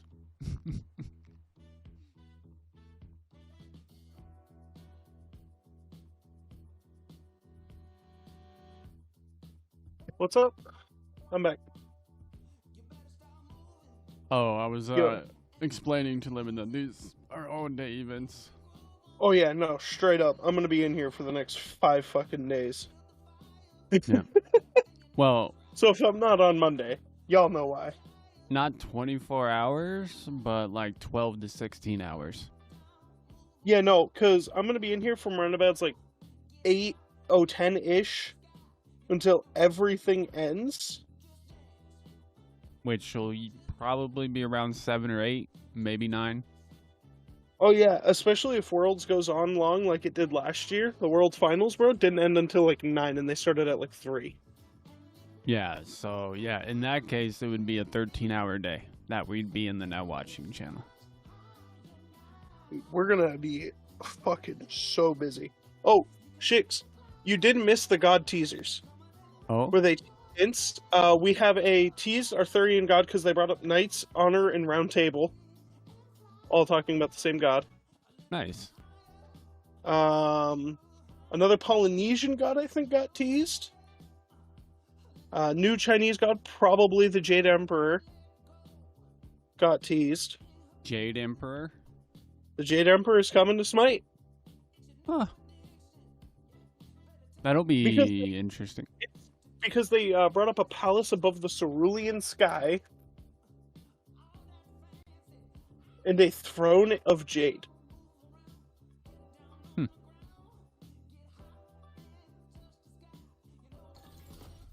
Ooh. What's up, Smite fans? Welcome There he is! Why? Why the same hoodie? I'm mad about it. So many awesome things to go over. And an awesome crew with me. Welcome, guys. How are y'all doing? Really well. New year. Pretty fun. A single eyelash. Inner corner of your eye. So today we have a ton Yeah, that's weird. to go over. We have community Yeah. news. Obviously, we have balance and a whole What are you gonna do with it? talk about. New events, new battle pass. There's so many things to talk about that I think it's time to dive right into it by talking about our new conquest map. Yeah. So this season we are changing Conquest again. Name it Franklin? We have a lot of changes, both Huh. visual and gameplay. That's a good name. We have Solid. The Hindu-themed Conquest map coming up for 9. Oh my god. Which is, very exciting to call out to Smite's next god. Dude, I'm so excited. I'm gonna hurl. True that. Let's get a little preview of the map here with this video. Yeah. You missed most of this. Oh, I saw it from afar. Oh, okay. I didn't hear it though. Yet, as old gods fall, a new era rises. An era of destruction. An era of creation. Cause even if I step away, I'm watching Of Shiva. on my phone. Dude, this shit's insane. I love this map.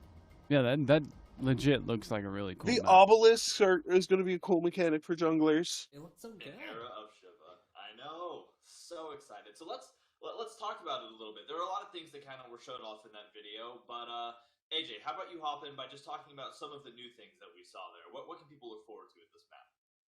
So the first thing you're going to notice is art changes. The lighting has been changed to a more daylight lighting, which is something very different from what we were just used to. We were experiencing actually one of the darkest, dreariest themes in Conquest history with the winter theme.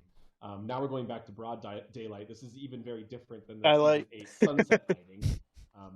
And And this is really strong conveyance of I'm Shiva surprised that and they the don't. era of peace that he's going to be bringing to the Smite universe. So I'm surprised that they on the don't order add side, like we a see day-night a cycle in temple their to maps. Shiva that's been built alongside Mount Olympus to show that these two powers are ruling together side by side equally Who with each knows? other, not one above one another. And you're also going to see the Chaos side has become overgrown as Tiamat has abandoned her intimidating temple that was kind of looming over the Olympians and is now being overgrown by nature, or even being recovered or rebuilt or stripped for parts by the mortals that have moved into the area. That is super cool. It also looked like there was some kind of pillar there. What's that about? All right, so we have one. Exactly. And we have some really big gameplay mechanics coming with our new objective called the Obelisks. So Obelisks are a new map objective that works in a loop that kind of overlaps the rest of the Conquest gameplay. So each team has an obelisk on their side of the jungle. These obelisks are reservoirs of power. Jungle objective, finally! Collecting offerings.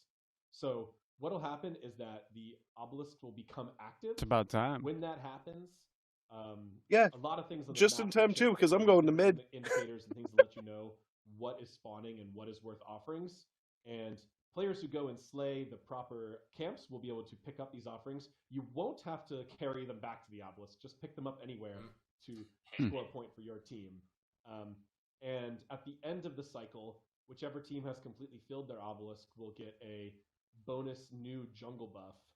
And there will also be experience and gold rewarded on how much you fill it.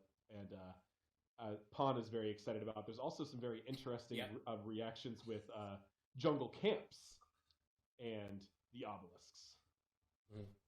Because they will actually respawn at different times along with the obelisks. So you can do some really interesting jungle optimization and jungle clearing type mechanics in Season 9.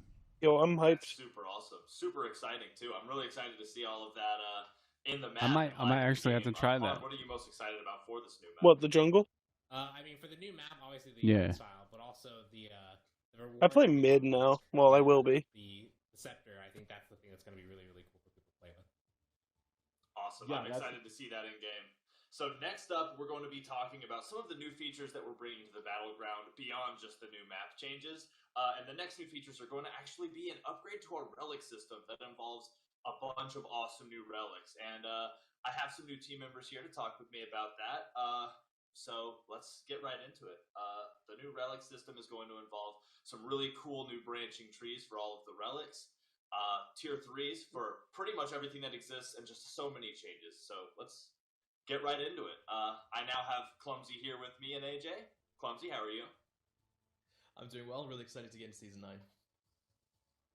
Awesome. Super excited for it. So let's start talking about this new relic system. What's going on? What's going to happen with it?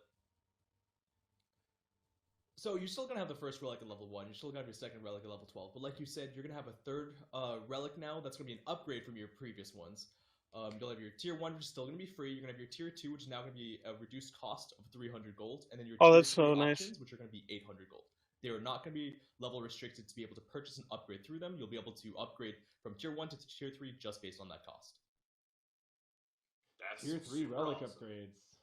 So you can straight up buy your relics at the beginning of it. Tier 3 at the beginning of the fucking game. There's some that maybe fall more in line with the base relic itself, and some that kind of spice it up a little more. So, are there any of them that you want to talk about? Yeah, absolutely. We can spoil. I mean, the patch notes are gonna be out. We might as well get through a few more of these. So we talked about, we had a little spoiler online of temporal beads. 2 tier 3 upgrades. So we've got one of the upgrades for bead purification beads is going to be, That's cool. The CC cleanse, but so how did the relic system work before? So the relic system before, each relic had an upgraded form, which just kind of reduced its cooldown or buffed its length and time.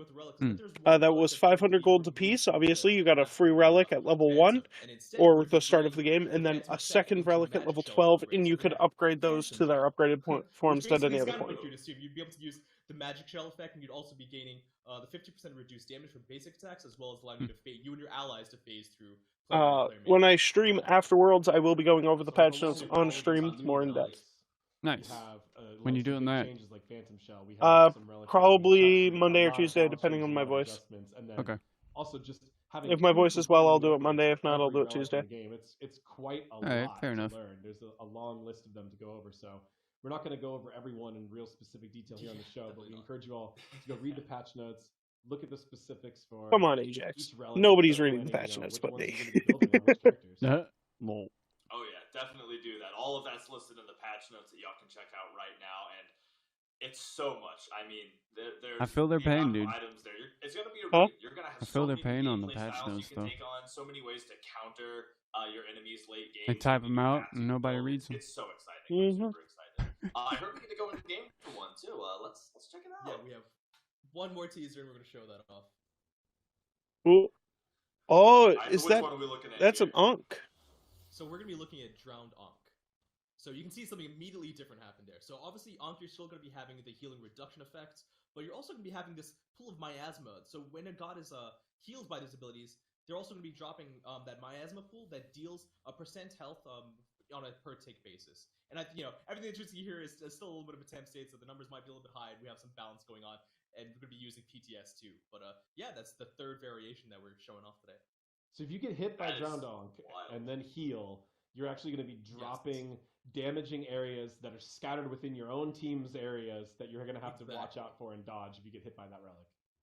That also refreshes the Ankh debuff itself. So yeah, that's awesome. I'm gonna be that sounds busted. Some powerful That- effects. yeah. That's just a taste, you know. So there's many Cursed more Ankh relics usually on just those patch gave out notes that have anti-heal. all sorts of interesting and powerful effects. Whoa. Here's a little look of all of the new relic icons. Oh my We also God. did all of the relic art for the tier 1 and tier 2 relics. Is that correct, Clumsy? Oh my You God. can see also that there's a couple completely new ones, like meditation. Belt of Frenzy has a new look. Belt of Frenzy too. We went Hmm. through a lot of effort to make sure that Horrific we bring Emblem these, changed a relic bit. upgrades into tier 3s, and we kind of bring everything to a new level. Aegis has a new look. Yeah, That's cool. It's truly Thorns exciting, has a new and, look. You'll be able to And read Sprint all has a of new these look. in the update notes, what they do, and how you can best use them to start getting in and winning these games in exciting new ways. So I'm super excited to That be shit able to looks share all of these insane. as well as another new addition that we're adding to the game coming with 9.1, and that's going to be a system that we are calling glyphs. Glyphs are going to be another new addition to the base items in the game, and now we have Lermy here to help us talk about these glyphs. How are you, Lermy?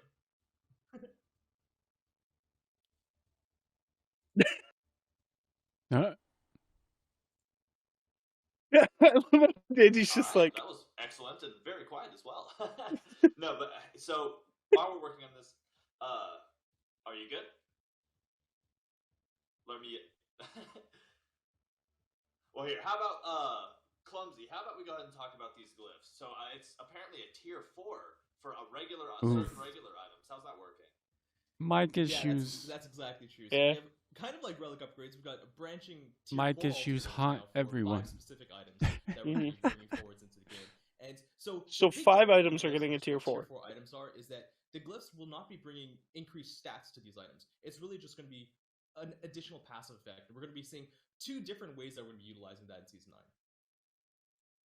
Ooh, that's super exciting. So, let's get into some of these, right? Because I assume that this is going to be a way, again, to help diversify these late game builds, to help you decide on how you can counter the enemy team based on what their build is looking like. And again, as you get late game, sometimes you're like, all right, well, I already have my full build. How can I counter what I'm facing? How can I turn this around? And I assume this is going to help people with being able to add those additional effects and select those to either help bridge the gap in a game that you might be behind in, or maybe further your lead in the game you're dominating in. Is that right? Yeah, exactly. So like I said, there's going to be the tier 3 to tier 4 options. The glyphed items will not have any different stats, but adding additional passive will help you kind of cater your builds exactly like you were saying, towards what the enemy might be doing. And, that's going to mean some of these glyphs, some of these items, and some of these characters that are going to be using them will have a slightly, larger power spike, but we want to really see how this goes. And like I said, we can, go off into, just like we did with the relic upgrades, we can be talking about 1 or 2 of these, and we might be able to see one in game as well. So starting off, I think we're going to talk about Malicious Deathbringer. So this is ooh, Deathbringer's getting a tier 4. Actually, we're going to be, culling the item pool for some of these items, and one of these is going to be Malice. an item that a lot of people, kind of liked using in very specific circumstances. But with this new glyph system, we're actually going to be removing it from the game and adding its passive effect back onto Deathbringer as a glyph. Oh, Malice is going bye-bye. So Malicious Deathbringer, that sucks. Standard increase under the critical strike multiplier, but you're also going to be getting that cooldown reduction by critical strikes, just like you would have gone from Malice. You'll have both of those effects. Oh my god. That's really handy too, because I feel like, especially for items that have passives that you're in Oh love with, god. maybe aren't Glyphs are gonna change. Deathbringer and Malice in one item? Oh god. with the build that you're happier with, or you think is more effective, Ugh. costing you that item that you were going to, that you would have gotten instead. Work's gonna be busted. I'm sure that's gonna go great. Fringe passive effects, but effects that again you Work is gonna be dummy when busted, you're like, dude. I think I want this. Maybe it allows you to get that on top of the build that you want. Because Merc utilizes both Deathbringer and Malice anyway, and now you're going to be able to give him an additional item? Yeah, that's right. So we're going to be bringing Oh boy. Calamitous Rod of Tahuti into the game. And this is unlike the other thing. It's Oh unlike boy. Malicious Deathbringer. We're going to be bringing a Yeah. whole new passive effect into the game. That's what most of the glyphs we're going to be looking at will be, actually, for Season 9. Or at least for the start of Season 9, because who knows going later on. But Calamitous Rod of Tahuti, whenever you successful hit an enemy god with an ability, so obviously this is going to be for the magic users, being off of Rod of Tahuti, it'll actually call down a damage that lands after a short delay, dealing extra damage in a small radius. Obviously that effect can only happen once with an internal cooldown. Of course, yeah, that makes a lot of sense. That's really exciting too. Oh hey, we're joined by AJ now. Welcome, AJ. Glad to have you here. Lermies, Mike. Yeah, issues like that happen all the time. So, but yeah, we were just talking about Calamitous Rod of Tahuti and how apparently when you damage an enemy god, it sends a meteor after them. So that's pretty exciting. What are your thoughts on that there, Ajax?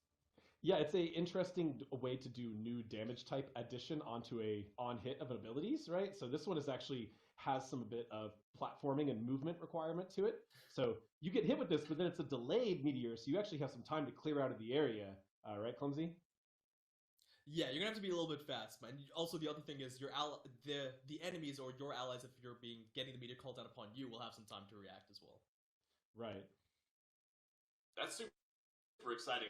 I'm looking forward to big plays with this. I want to see like a cross map snipe where it doesn't kill, but then the meteor flies across the map and get that finishing one. That's what I'm looking forward to. That's gonna be so cool. So I heard that we have one last item we're gonna get to look at called the Amulet of Silence, and that we actually get to see it in game. Am I right?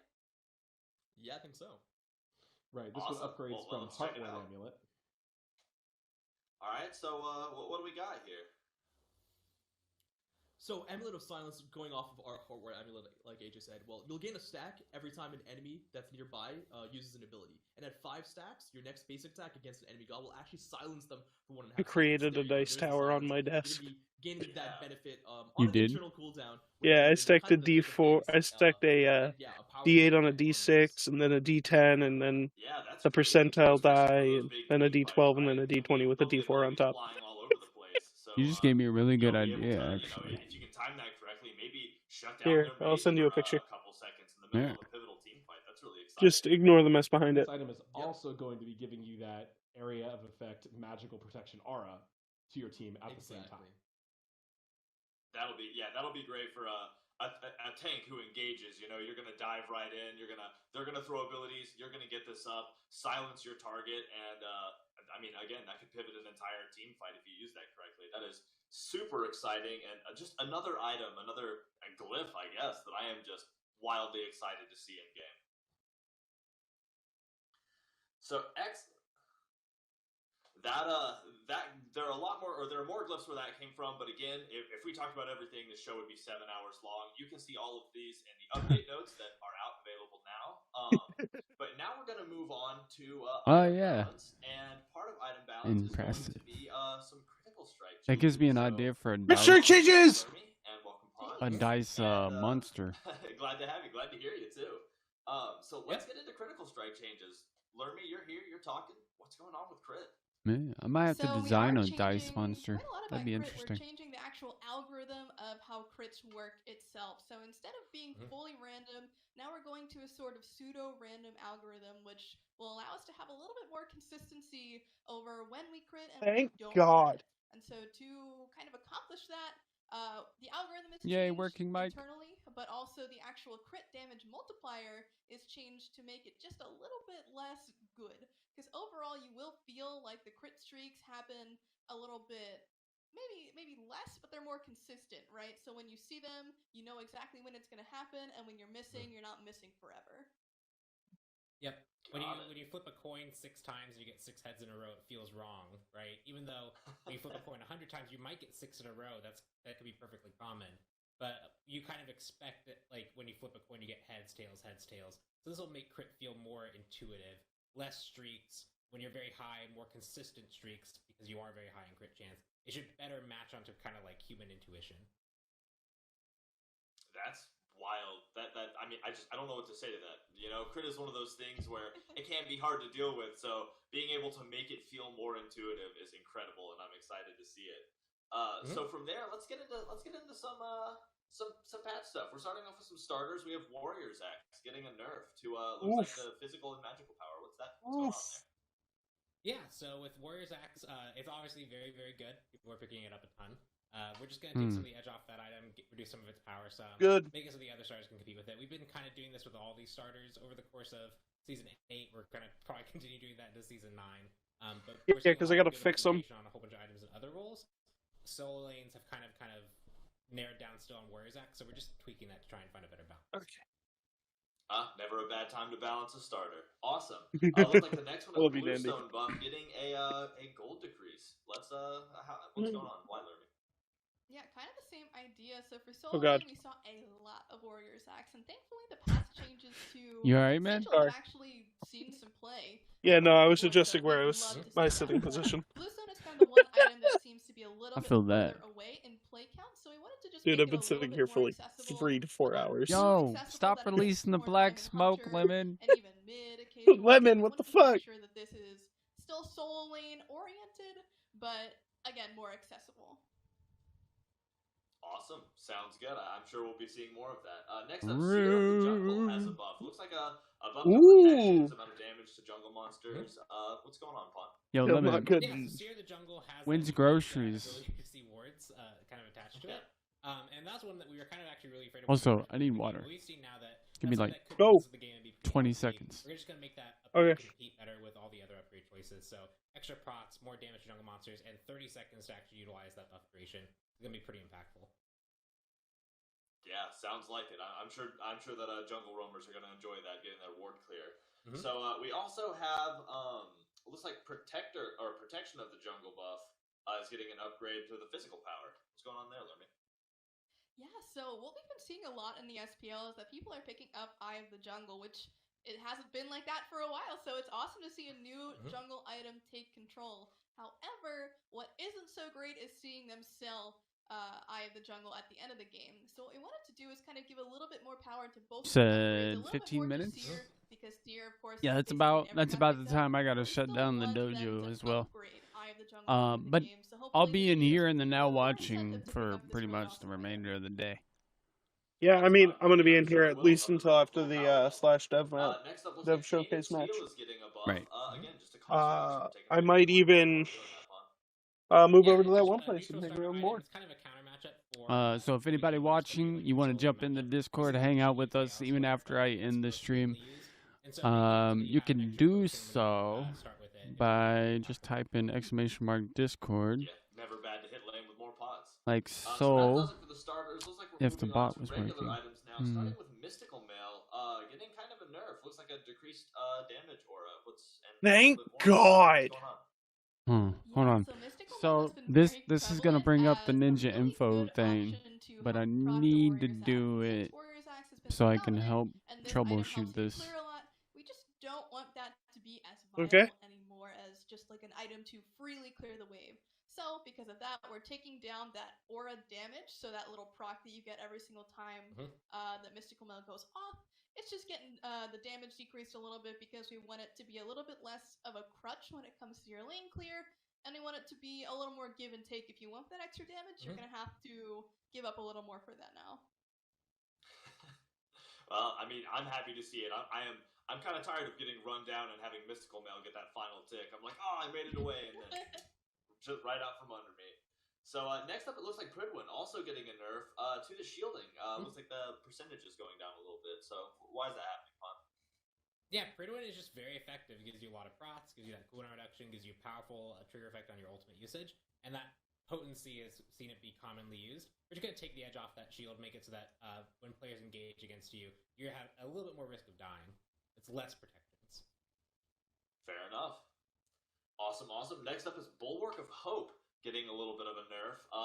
Again, looks like a little bit of a decreased shield thing. So what's happening? That's rough. Yeah, we do have a little bit of a common theme in these balance notes that we're trying to tone down the effectiveness of shields and shielding items. So this is just another one of those shielding items that we've been seeing getting picked up a little bit more frequently than we'd like. After Bulwark got its soft rework over the past couple of patches, we've been delighted with how it's been performing, but it's time to tone it down just a little bit. Fair enough. Fair enough. So next up, looking like Telkine's Ring getting a nerf as well. Magical power dropping by 10. Why is that happening, Pom? Lermy was actually a bit more involved in this change, so she would probably be better to ask for. All right, lay it on me, Lermy. Yeah, so we're actually seeing a bit of a strange conundrum right now in Conquest where magical ADCs are kind of doing a lot of the work that mages are. So instead of really like true central mages, we're seeing a lot of magical ADCs, whether that be Freya, Sol, even a little bit of Kronos here and there. Olorun also is another character that gets a lot of play. But really, we have a couple of items that are coming up to make mages in general better. So we just want to make sure that those characters that are already strong in the magical ADCs are not too strong. So even though we are taking off power here, there's power in other items that will be making them feel a lot better as well. Got it. All right, well, I'm excited to see that. Next up, looks like Voidstone There we go. getting a little bit of a buff as well. But anyway. Adding some health and some magical protection aura. If you guys would like to join us in the Now Watching channel, even when I shut down the dojo, y'all are more than welcome. You can join by following that link. Ooh. Voidstone. So what I missed while I was doing that troubleshooting. Bulwark of Hope got a nerf. They nerfed an item that's picked up by magical ADCs because magical ADC's too good. Handy. Great for those engaged tanks for sure. Making sure you get in there. And a bunch of shield items are getting a nerf as well. Super hurtful, I guess. Next up, we have Emperor's Armor getting a buff as well. Increased health and increased tower attack speed buff. Huh. So this is a fun one. I actually am really excited for this change because Let's not only go. is Emperor's Armor getting a little bit of a stat buff, it is getting that extra bit of passive power as well from the defensive buff. We decided not to buff the offensive tower effect because, you know, tower diving is still pretty common in Smite. We feel like that this item kind of enables that a little bit more, and we feel like the better experience is to really win those tower defenses rather than to overwhelmingly stomp a tower siege. So this effect is going to make your tower, Phoenix, whatever it might be, it's going to literally be shooting a rapid fire. Okay, maybe not, but you know what I mean. It's going to be feeling significantly faster. And hopefully that defensive effect comes through and you get to feel it in your games. Super exciting. Hey, love to have the tower be more. Always happy to see that it wants to defend itself as much as I want to defend it. Next up, we have Jade and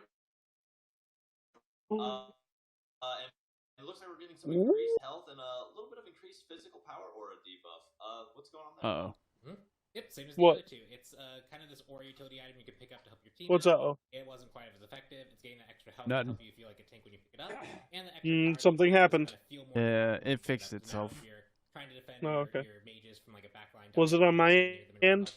Yeah, because your voice is robot-y at points, but it fixed itself on the video. Kind of a stat rework. Looks like we're Okay. switching it around a little So bit. your There's voice is a probably couple fixed now different as things well. here. Let me dive into it. All right. Yes, this one is actually super interesting, and I'm really excited to go into the details of how this works. But basically, we are moving Blackthorn Hammer off of the Shillelagh tree and sending it over to the Heavy Hammer side of things. And that allows us to kind of shift around the stats. And so you can see that it's still the same price, has a little bit less power, and now has protections on it. So good! But the biggest key here is that this change to Blackthorn allows it to be the more defensive hammer. We see a lot of these hammers are really based around health, but this is the only one that's going to have prots on it. That's really good. Solo laners. Yeah, that's Shit out of that. Yeah, that's cool. Awesome, and it That- looks like we're getting something similar I love for it. Runeforged Hammer. It all looks Wait, like it's what's also Lune? having some switch ups. You wanna get into that one as well? Yeah, so this one Dang. is going to be the more Wait, offensive side what's of things. MP? It's going to have that little bit of Oh, extra power on top okay. of it. It's still keeping the Never passive mind. Mana per more damage mana to per centric minute. enemies, but you're also Why do getting they a have little bit of 5? sustain in the HP5 and the MP5. Because you're getting So 5. you're feeling pretty good now that you've got this extra What So is you're this? getting an that you extra can really use well on 5 CP mana heavy per solo minute. laners. What's the plus Awesome. 25 Be for? excited to have a hammer in either hand running down. The plus 25 is the HP5. With the super plus cool. 20 on MP5. So does it mean you're still getting getting 5? buff to physical prots and the time to gain stacks. So what's going on with that, Pawn? Eh. Yeah, so this one is. Or is it because of the plus 20 that you are getting 5? Seen good enough effect this year. So giving that extra 10 protection. I mean, I feel the 5 is just kind of the representative of the number. I feel like at this point, in between fights, in between poke exchanges, because it's pretty much there to just kind of stand in as like the number for the gold, for the mana per minute and the gold per minute and the HP per minute thing. And you gotta dive on top of all that damage.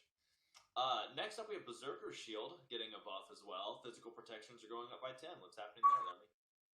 So we haven't seen a lot of basic attack hunters over the past year, and that's kind of a little sad. You know, we don't want to make sure that all of our warriors are getting played pretty equally across the board. So we wanted to kind of do Bellona, Vamana, Amaterasu a little bit of a favor and give them a little bit of extra power in this Berserker Shield. So if they try to go into it early to get that attack speed rolling, they'll feel a little bit better about it. Awesome.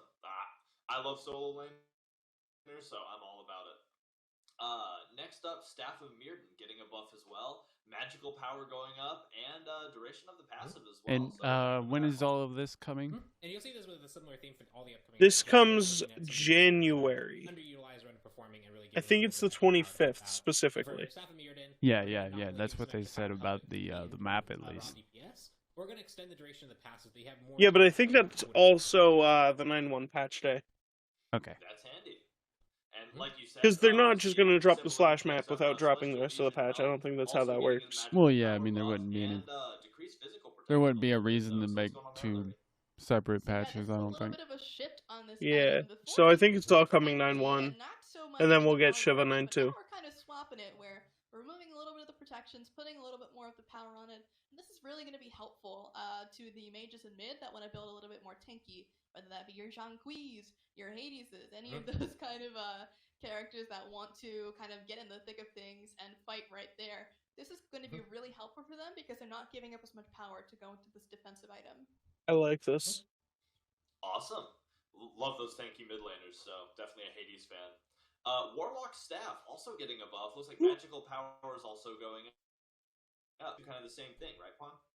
Yep, this one has kind of a fine balance point because it can also stack to be quite potent, as well as it has some other utility associated with it. And so making sure that this item feels like it's good to pick up more out the gate immediately when you pick it up. So a nice buff here should help it out. And Pawn, is that the same for Charon's Coin, which is also getting a power buff? It is the same for Karen's Coin, although that has a little bit more because Karen's Coin and Obsidian are your more big pen items versus Warlock Staffs. And so we can kind of package them a little bit together. We're just looking to make sure that mages as a class overall feel like they really can bring the fight to whoever they're fighting. And so these items, making sure that the tank pen options are strong, make sure that we have that kind of covered. So you'll see Warlock Staff got that buff. Karen's Coin got that buff as well as Obsidian Shard will be getting a small cost reduction and power increase to make sure that mages feel like they can build into it without sacrificing too much of their overall economy towards it. That makes super sense too, and you gotta love those Super penetration sense. builds. You know, you hate when you forget to build pen, and then a tank walks at you and you throw your strongest ability like a tennis ball at a brick wall. You know, you feel like you did good until it hits it and bounces right off. So cool. Next, up, Rage is also getting some increased power, going from 30 to 35. That's so good. So learn me why the Rage.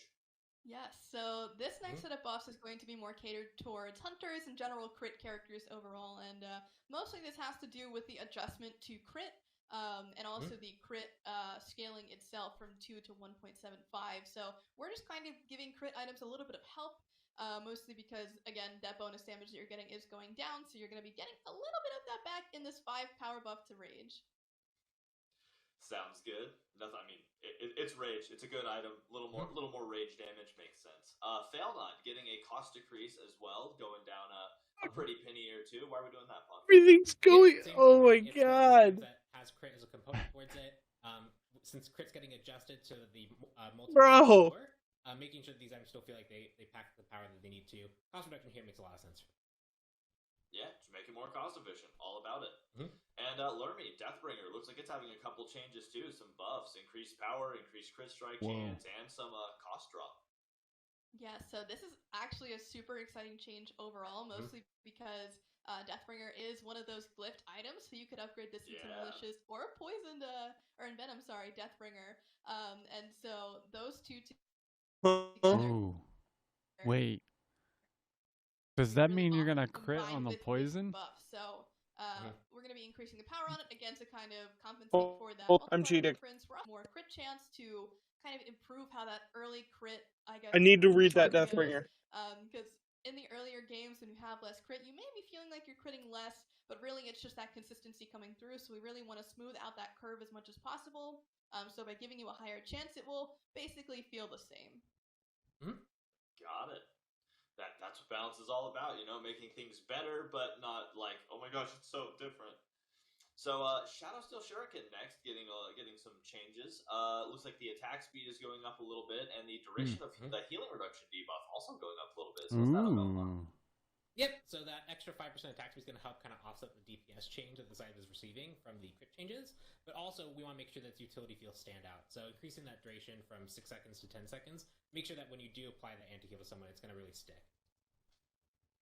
Yeah, makes sense. Gotta don't fight care those about any healers, of right? those. Nothing like throwing 100 abilities and then turning around and being like, wait, I thought I hurt you. So next up, it looks like Malice and Poison Star kind of both shared this update node. What's happened to those two items, Lermy?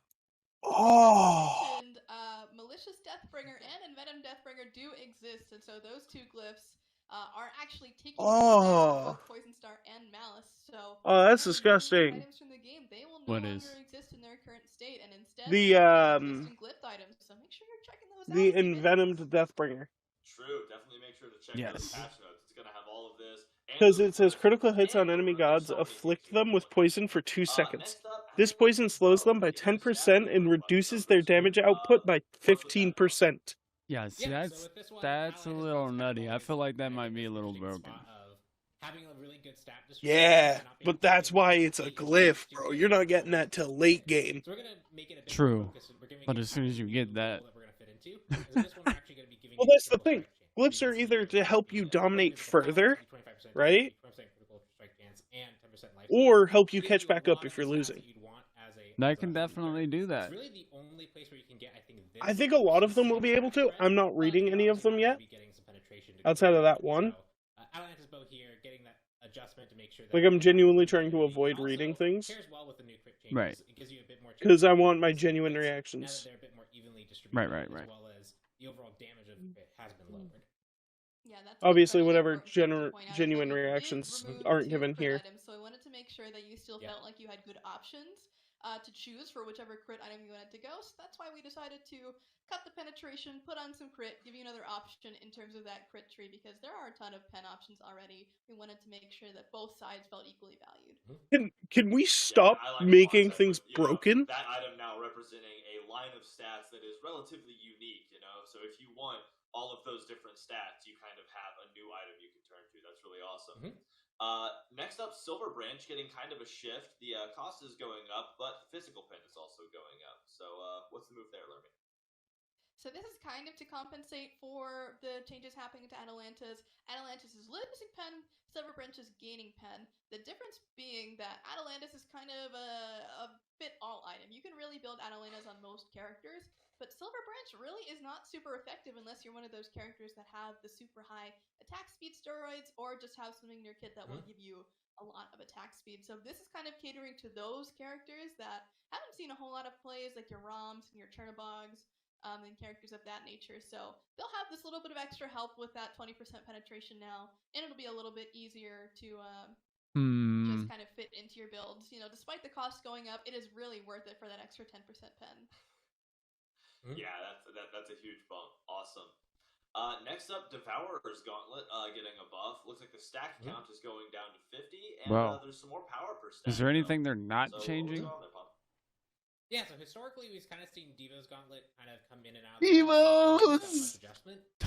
But we've actually seen it kind of out of the meta for a while, and we think that's Let's go! starter items existing. They kind of change how the early game feels, as well as if you Devo's just got good. Gauntlet, you really have to put yourself at a risk. It's about time. You're starting without one. And so making sure that that actually feels rewarding enough, we're going to pretty greatly increase the speed that you get Devo's Gauntlet online at full strength, and we're actually going to bring up the top end of what that full strength is just a hair. Yes, that's also the same thing for lifesteal, because you do gain lifesteal per stack, so that is also getting increased to be just a little bit more than it was before. So again, if you do pick this up and you fully stack it, you are getting even more reward for even less stacks. So it's pretty interesting change here. Yeah, pretty positive for sure.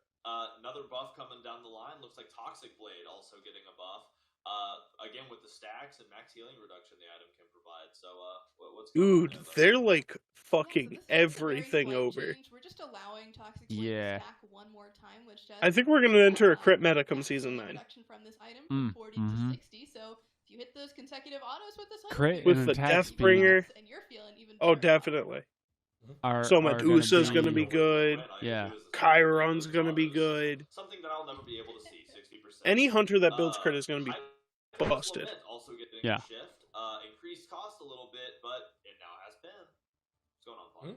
What the fuck? Change for anyone who wants Everything has pen. attacks in between their abilities, and they want that extra pen. I can imagine a lot of assassins are like, "Oh man, that's gonna be really good."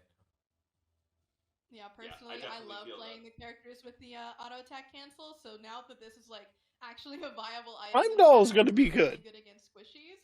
I am so excited to try it out. Oh yeah, landing as Giving me Phantas more and the reasons. auto cancel, it's gonna be really good. Oh yeah. As if I needed to be more afraid of assassins ganking me. So cool. Looking forward to it. Golden Blade also getting a buff. Physical power and attack speed. Learn me what's going on. So Crit we've seen meta. A couple of these auto attack assassins from the jungle. We did see a little bit more Yep. work. We've seen some Kali here and there. The boy boxer is still kind of MIA, but you know, hopefully these couple of changes coming up, we'll see a little bit of help for them. So a little bit more power, a little bit more attack speed. I'm This waiting item is for kind him of, to finish this much more or less to help you clear and help Don't you worry. kind of keep We, This this is just the rundown? items.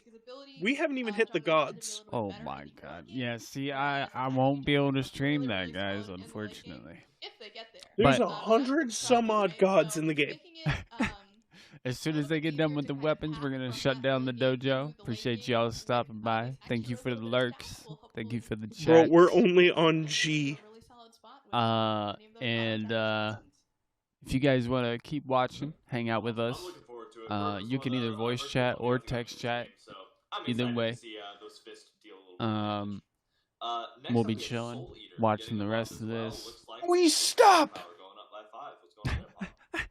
Yep, and this one's also. Can we not do this? Soul Eater brings a lot of sustain for. Yo, Lemon, Soul Eater's so good. have a great time grocery shopping. Hopefully I see you in the Now Watching channel when you get back. As well as just the top end reward of an extra 5 power at the top end to match that 5% increase from both. Okay. Ability lifesteal. So a little bit more powerful up front, a little bit more powerful at the top end, and even more sustained to kind of further push this item that has largely not seen too much. Got it. Sounds super good. And last but not least for items, we have Bloodforge getting a buff as well.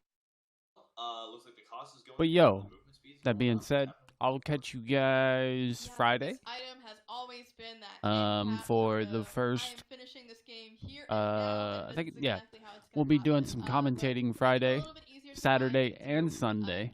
And Friday will be the first day of the Pro League or Smite World Champion games. So we'll be commentating those, Jay and myself.